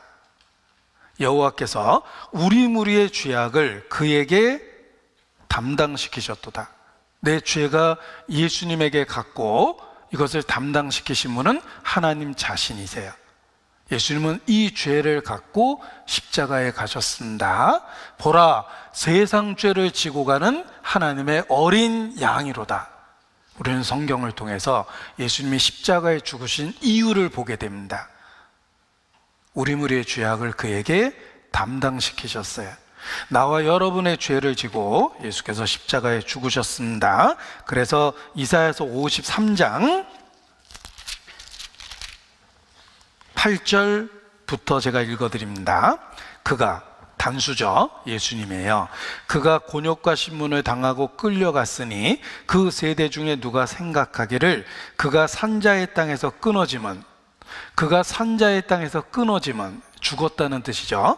그가 죽은 것은 마땅히 형벌받을 내 백성의 허물을 인함이라 하였으리요. 마땅히 형벌받을 내 백성의 허물 때문에 예수님이 죽으셨다. 그걸 누가 알겠느냐? 사실을 알려주고 계시는 거예요. 마땅히 형벌받을 내 죄 때문에 예수께서 십자가에 못 박히셨습니다. 보라, 세상 죄를 지고 가는 하나님의 어린 양이십니다. 예수님이 태어나기 700년 전에 예언되어 있었던 거예요. 내가 이 일을 너에게 미리 말한 것은 일이 이루어질 때 너희로 믿게 하기 위해서라. 이를 작정하시고 이를 성취하시는 여호와, 나 여호와의 말이니라. 작정하시고 성취하셨죠? 예수님이 오셔서 나와 여러분의 죄를 짊어지셨습니다. 4절입니다. 그는 실로 우리의 질고를 지고 우리의 슬픔을 당하였거늘 우리는 생각하기를 그는 징벌을 받아서 하나님에게 맞으며 고난을 당한다 하였노라. 5절. 그가 찔림은 우리의 허물을 인하며 그가 상함은 우리의 죄악을 인함이라. 그가 징계를 받음으로 우리가 평화를 누리고 그가 채찍에 맞음으로 우리가 나음을 입었도다. 그는 단수죠. 예수님, 우리, 나와 여러분, 온 인류입니다. 자, 이 5절 말씀을 여기 화면에 다시 한번 표시해 봤습니다. 화면을 보고 같이 읽겠습니다. 그가 찔림은 우리의 허물을 인하며 그가 상함은 우리의 죄악을 인함이라. 그가 징계를 받음으로 우리가 평화를 누리고 그가 채찍에 맞음으로 우리가 나음을 입었도다. 이것이 십자가에서 일어난 일입니다. 예수님은 나와 여러분의 죄를 짊어지셨습니다. 그가 찔림은 우리의 허물로 인함이라. 자, 이것을 바꿔서 번역하면 우리의 허물이 그를 찔렀고 그가 상함은 우리의 죄악을 인함이라. 우리의 죄악이 그를 상하게 했다. 그래서 결과가 생겼는데 결과를 아셔야 돼요. 그가 징계를 받음으로 결과가 무엇입니까? 우리가 평화를 누리고 그가 채찍에 맞음으로 결과가 무엇입니까? 우리가 나음을 입었도다. 이것이 십자가에서 일어난 일입니다. 예수님은 십자가에 끔찍하게 돌아가셨습니다. 돌아가시기 전 로마 병정과 유대 종교가들의 조롱을 받았어요. 온갖 조롱 속에서 십자가를 지고 끌려가셔서 산채로 못 박히셨는데 못 박히기 전에 채찍질을 당했습니다. 로마 채찍은 뿔과 납조각이 달려 있어서 이걸로 사람을 때리면 근육이 종이 찢어지듯이 찢어진답니다. 한 대만 잘못 제대로 맞으면 내장이 노출될 정도래요. 종이 찢어지듯이 근육이 찢겨나간답니다. 예수님이 그러한 매를 맞고 고통을 참아내셨습니다. 채찍질을 당하셨어요. 그리고 가시 면류관을 쓰시고 조롱 속에 십자가를 지고 끌려나갔습니다. 산채로 못이 박혔죠? 우리의 손으로 지은 죄 때문에 예수님 손에 못이 박히고 우리의 발로 지은 죄 때문에 예수님 발에 못이 박혔습니다. 온몸으로 지은 죄 때문에 예수님 몸에 채찍질을 당하고 십자가에 못 박히셨어요. 자, 예수님은 죄가 없습니다. 그런데 왜 끔찍하게 죽었습니까? 마땅히 형벌받을 내 백성의 허물 때문에 십자가에 못 박혔습니다. 나와 여러분의 죄를 지고 예수께서 십자가에 돌아가셨어요. 여러분, 예수님이 가시면류관을 썼다는 말은 가시는 저주를 나타내요. 나와 여러분을 위해서 저주를 받았다는 뜻입니다. 예수님이 산채로 못이 박히셨죠? 네, 못이 박혔어요. 공중에 높이 높이 달렸습니다. 조롱 속에서 못 박히셨어요. 그 예수님 온몸에 채찍질을 당한 것은 우리의 몸으로 지은 죄 때문에, 예수님 손에 못이 박혔죠? 우리의 손으로 지은 죄 때문에, 예수님 발에 못이 박혔습니다. 우리 발로 다니면서 지은 죄 때문에, 예수님 가슴에 창에 찔려서 피와 물이 나왔는데 마음과 생각으로 지은 죄 때문에 그렇습니다. 성경은 증거합니다. 그가 찔림은 우리의 허물을 인하며 그가 상함은 우리의 죄악을 인함이라. 나와 여러분의 죄를 지고 예수께서 십자가에 돌아가셨어요. 하나님은 그날 무슨 일이 있었는지 우리에게 사실을 알려주는 겁니다.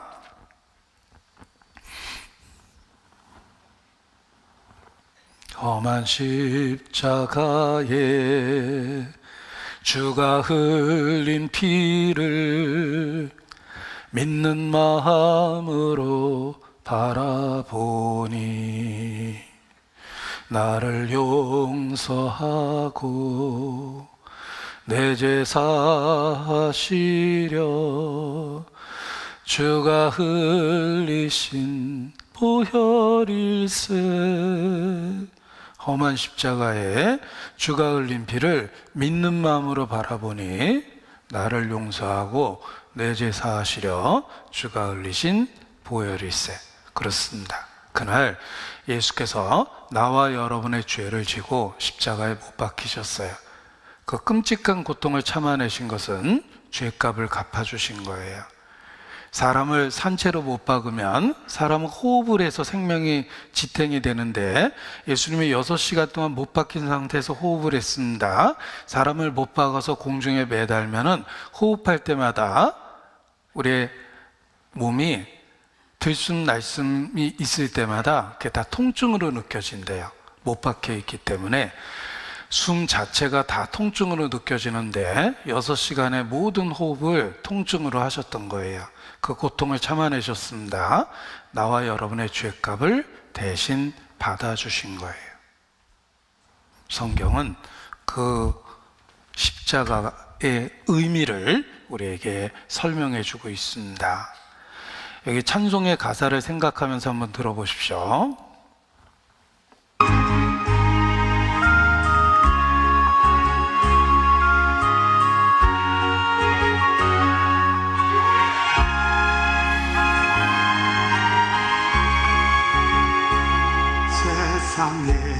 세상에서 방황할 때 나 주님을 몰랐네.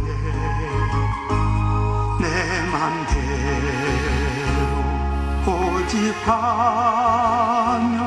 온갖 죄를 저질렀네. 예수야, 이 죄인도 용서받을 수 있나요? 벌레만도 못한 내가 용서받을 수 있나요? 많은 사람 찾아와서 나의 친구가 되어도 병든 몸과 상한 마음 위로받지 못했다고. 예수야, 이 죄를 불쌍히 여겨 주소서. 의지할 것 없는 이 몸 위로받기 원합니다.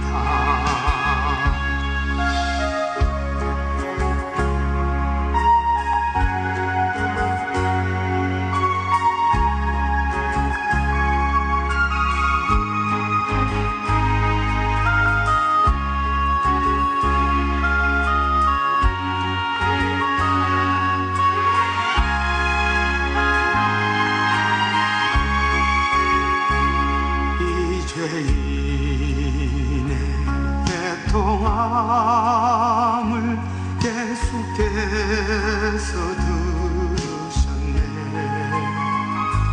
못자국난 사랑의 손 나를 어루만지셨네. 내 주여, 이 죄인이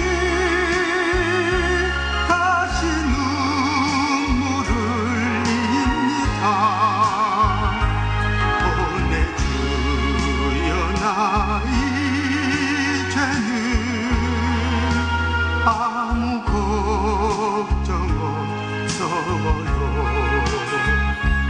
내 모든 죄 무거운 짐 이젠 모두 다 벗었네.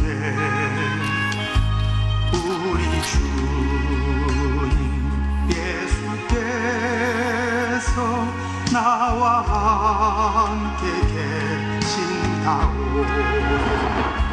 내 주여, 이 죄인이 무한 감사드립니다. 나의 몸과 영혼까지 주를 위해 바칩니다. 주를 위해 바칩니다.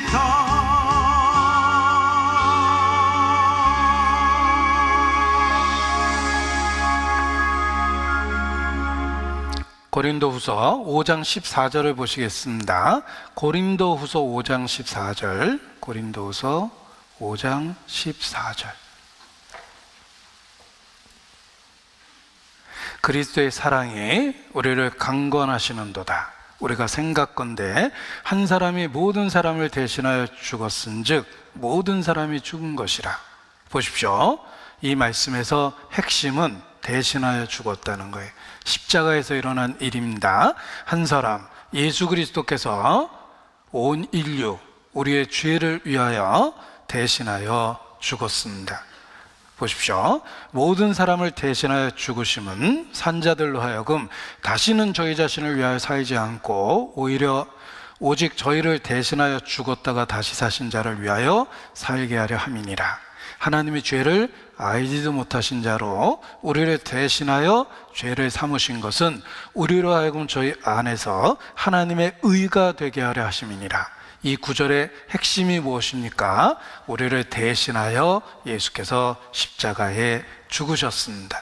대신하여 죽으셨어요. 이것이 십자가에서 일어난 일입니다. 웬 말인가 나 위하여 주 돌아가셨나. 이 벌레 같은 나 위해 큰 해 받으셨나. 이것이 십자가에서 일어난 일이에요. 예수께서 나와 여러분이 죽어야 될 그 자리에서 대신해서 죽었습니다. 마땅히 형벌받을 내 백성의 허물로 인하여 예수께서 그날 십자가에 죽으셨습니다. 그래서 그 결과가 무엇입니까? 우리가 나음을 입었고 우리가 화평을 누리도다. 그 결과가 생긴 거예요. 이사야서 40장 1절, 여기 결과가 있습니다. 40장 1절. 너희 하나님이 가라사대 너희는 위로하라. 내 백성을 위로하라. 너희는 정다이 예루살렘에 말하며 그것에게 외쳐 구하라.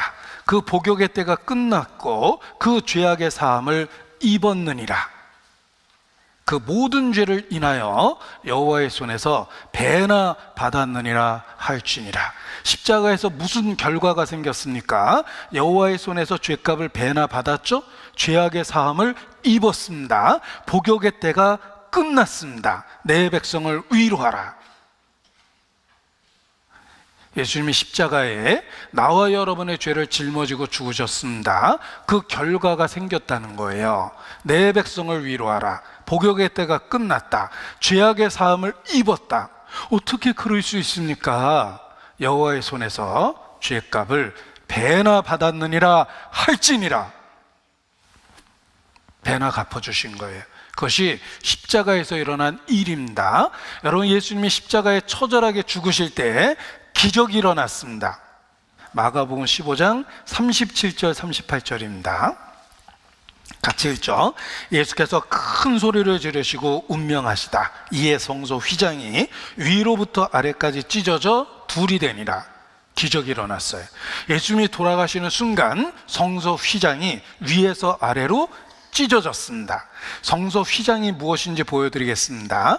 예수님의 죽음으로 휘장이 위에서 아래로 찢어졌는데 성소 휘장은 이 안에 있는 성소 안에 있는 커튼입니다.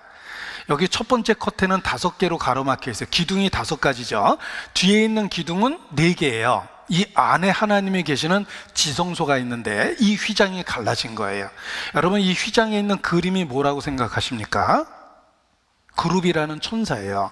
천사가 못 들어간다고 딱 막은 겁니다. 거룩하신 하나님 앞에 근처도 못 가요. 그런데 예수님이 돌아가시는 그때 이 휘장이 찢어진 거예요. 원래 휘장 가까이 오면 죽습니다. 가까이 못 오도록 천사가 지키고 있는 거예요. 그런데 그냥 들어오면 죽어요. 예수님이 돌아가시는 순간 휘장이 위에서 아래로 찢어졌어요. 위에서 아래로. 중요한 건 위에서 아래로예요. 하나님 쪽에서 인간의 죄를 해결하신 겁니다. 여러분, 휘장이 의미하는 것은 하나님과 우리 사이에 죄가 있다는 뜻이에요. 죄에 가로막혀 있었는데 휘장이 위에서 아래로 찢어졌어요.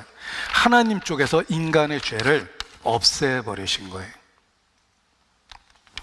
평화 평화로다 하늘 위에서 내려오네 그 사랑의 물결이 영원토록 내 영혼을 덮으소서.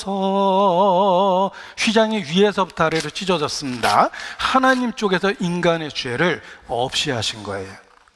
구주께서 죽으실 때 성전 휘장 찢어지어 구원의 길 여시고서 천국 기쁨 주셨도다.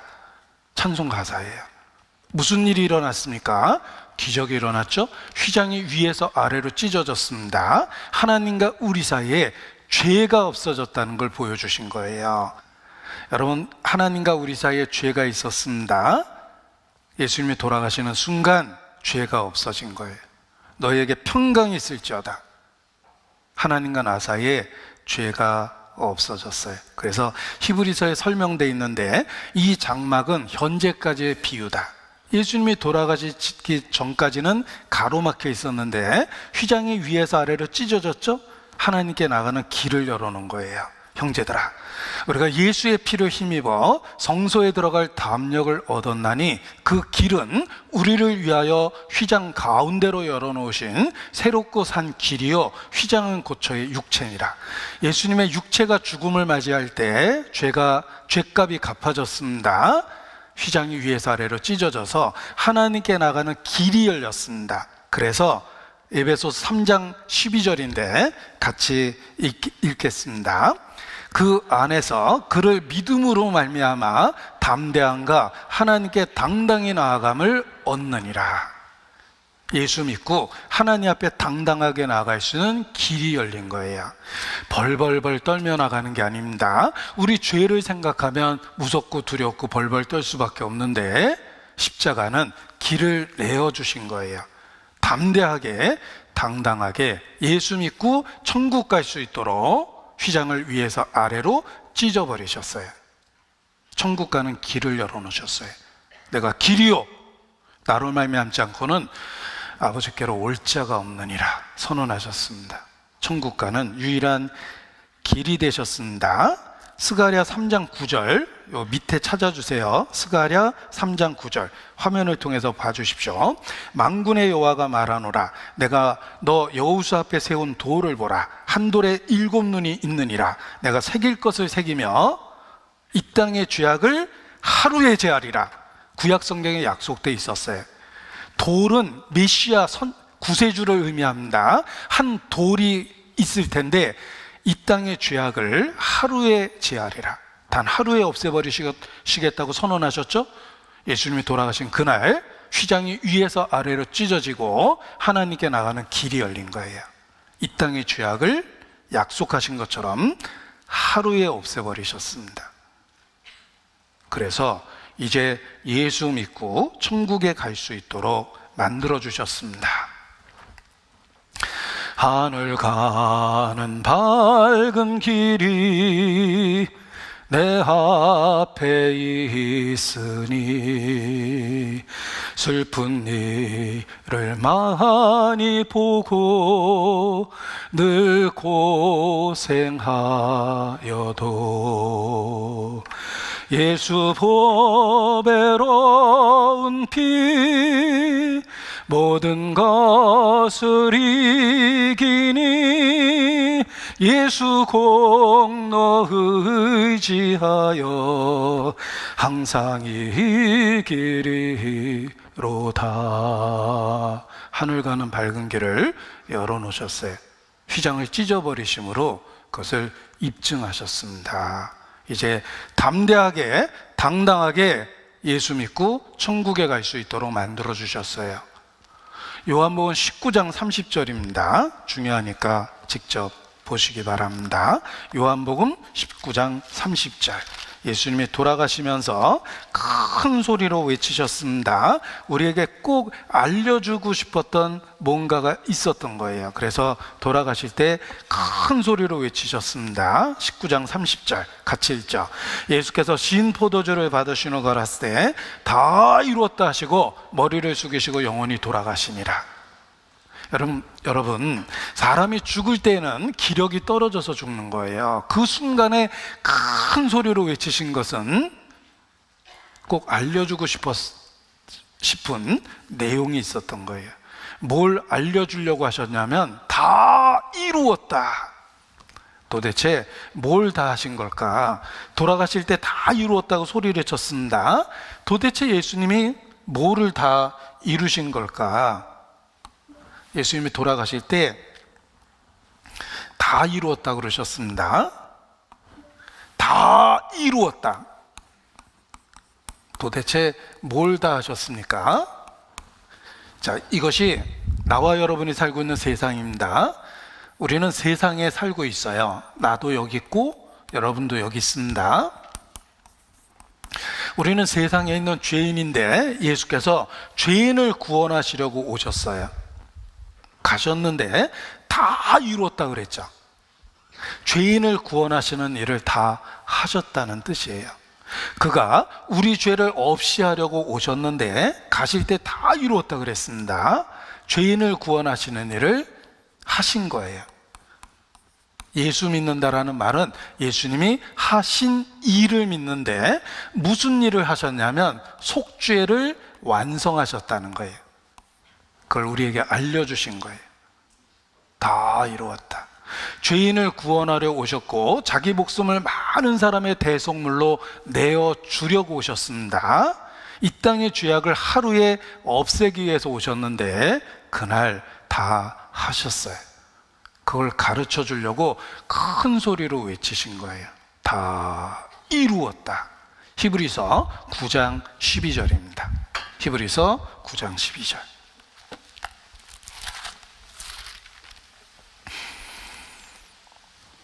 신약성경 히브리서 9장 12절 362페이지 히브리서 9장 12절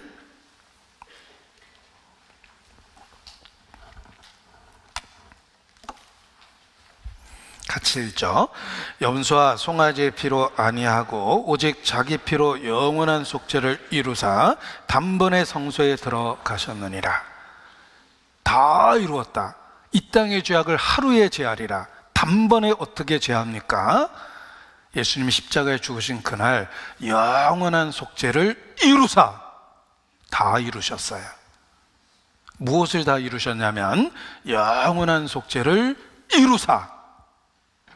잠결에 우루사로 들으면 안 됩니다. 이루사. 영원한 속죄를 이루셨어요. 그것을 우리에게 가르쳐 주시려고 큰 목소리로 외치셨던 것입니다. 영원한 속죄를 이루셨어요. 그래서 그 증거로서 예수께서 보십시오. 죽은 자 가운데서 부활하실 수가 있었던 거예요. 예수님은 우리 죄 때문에 죽었기 때문에 우리 죄가 해결되지 않으면 절대 부활하실 수가 없습니다. 예수님이 부활하셨다는 것은 우리 죄가 완전하게 용서됐다는 선포예요. 다 이루었다. 영원한 속죄를 이루셨기 때문에 그리스도가 부활하셨어요. 자, 부활하신 예수님이 하늘에 오르사 전능하신 하나님 우편에 앉아 계세요. 앉아 있다는 말은 완성과 휴식과 보증이라는 뜻이에요. 예수님은 하나님 우편에 앉아 계시죠. 완성과 휴식과 보증이에요. 속죄가 완성됐기 때문에 보증으로 앉아 계십니다. 내 죄가 용서됐다는 근거는 예수께서 하나님 우편에 앉아 계신 거예요. 그래서 속죄가 유효한 거예요. effective한 거예요. 얼마나 유효하냐면 영원히 유효해요. 영원한 속죄를 이루사 단번에 성소에 들어가셨어요. 히브리서 1장 3절 보십시오. 더 명확해집니다. 히브리서 1장 3절 같이 읽어보겠습니다. 이는 하나님의 영광의 광채시여 그 본체의 형상이시라. 그의 능력의 말씀으로 만물을 붙드시며 죄를 정결케 하는 일을 하시고 높은 곳에 계신 위엄의 우편에 앉으셨느니라. 앉았다고 돼 있죠. 앉기 전에 뭔가를 하셨어요. 죄를 정결케 하는 일을 하시고, 죄를 정결케 하다라는 말이 속죄를 완성했다는 뜻이에요. 죄를 정결케 하는 일을 하시고 앉으셨어요. 예수님은 속죄를 완성하셨습니다. 그래서 히브리서 8장 1절에 앉아있다는 말이 강조되어 있죠. 이제 하는 말에 중요한 것은, 이거 중요한 겁니다. 이러한 대제사장이 우리에게 있는 것이라. 그가 하늘에서 위엄의 보좌 우편에 앉았다라고 되어 있어요. 속죄가 완성됐다는 거예요. 내가 저희 불의를 긍휼히 여기고 저희 죄를 다시 기억하지 아니하리라. 새 언약이라 말씀하셨음에 이게 신약이에요. 첫 것은 낡아지게 하신 것이니 낡아지고 쇠하는 것은 없어져 가는 것이니라. 신약이 무엇입니까? 내가 저희 불의를 긍휼히 여기고 저희 죄를 다시 기억하지 아니하리라. 이게 신약이에요. 이 뜻을 조차 예수 그리스도의 몸을 단번에 들으심으로 말미암아 우리가 거룩함을 얻었노라. 얻었다고 그랬죠? 예수님이 십자가에서 속죄를 완성하셨기 때문에 그렇습니다. 그래서 히브리서 10장 14절에 저가 한 제물로 거룩하게 된 자들을 영원히 온전케 하셨느니라. 이것이 예수님이 하신 일이에요. 자, 이 하신 일을 근거로 언약을 세우셨는데 그 언약이 신약입니다. 성령이 우리에게 증거하시되, 성령이 증거하는 약속입니다. 주께서 가라사대 그날 후로는, 그날 예수님이 죽으신 그날 저희와 세울 언약이 이것이라. 내 법을 저희 마음에 두고 저희 생각에 기록하리라 하신 후에 또 저희 죄와 저희 불법을 내가 다시 기억지 아니하리라 하셨으니, 자, 처음부터 같이 읽겠습니다. 또 저희 죄와 저희 불법을 내가 다시 기억지 아니하리라 하셨으니 이것을 사하셨은즉 다시 죄를 위하여 제사 드릴 것이 없느니라. 새 언약이라. 새 언약이 무엇입니까? 저희 죄와 저희 불법을 내가 다시 기억지 아니하리라 라고 언약해 주셨어요. 보세요. 우리와 새 언약, 신약을 세우셨습니다. 이 신약은 다중의 사실을 근거로 합니다. 첫 번째, 예수께서 죄인을 구원하려고 오셨습니다. 자기 목숨을 많은 사람의 대속물로 내어주려고 오셨습니다. 그가 우리 죄를 없이 하려고 오셨습니다. 오셔서 십자가의 죽으심으로 다 이루었다. 영원한 속죄를 이루셨죠. 그래서 그 증거로, 세 번째 증거로 휘장이 위에서 아래로 찢어졌어요. 휘장이 찢어지는 기적을 보여준다. 우리 죄를 완전히 용서했기 때문에 예수님이 부활하실 수가 있었던 거예요. 부활하신 예수님이 하늘에 오르사 지금도 보증으로 하나님 우편에 앉아 계세요. 번호를 매겨봤죠? 1, 2, 3, 4, 5 이렇게 사실, 다중의 사실을 근거로 우리와 약속하셨어요. 내가 너희 죄와 불법을 사하고 다시 그 죄를 기억지 아니하리라. 새 언약이라. 하나님은 약속하면 반드시 지키세요. 내가 너희 죄와 불법을 사하고 다시 그 죄를 기억지 아니하리라.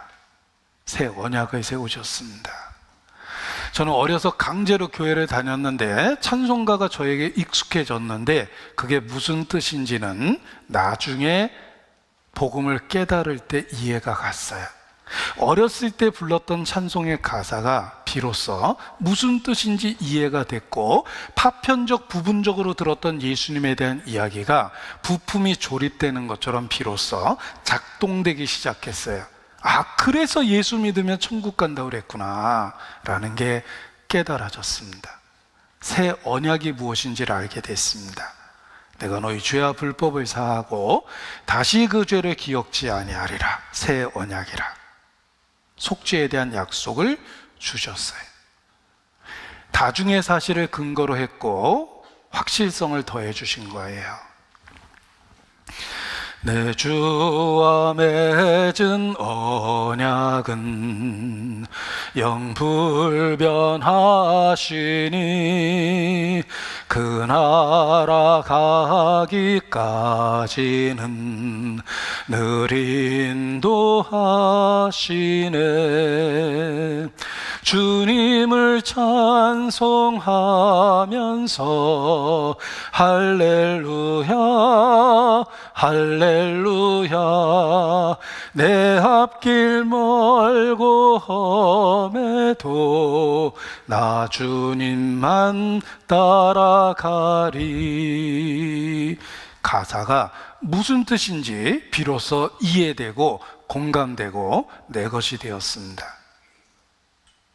예수, 그 이름 자체가 구원이며 임마누엘, 하나님이 우리와 함께 계시다라는 뜻이며 예수님은 육체를 가지신 하나님이셨습니다. 그가 내가 죽어야 될 그 자리에서 죄값을 갚아주시고 끔찍하게 죽으셨어요. 그리고 그 결과 영원한 속죄를 이루시고 내 죄를 기억하지 않겠다고 약속해 주셨습니다. 그래서 예수님 믿고 천국에 당당하게 간신히 들어가는 게 아닙니다.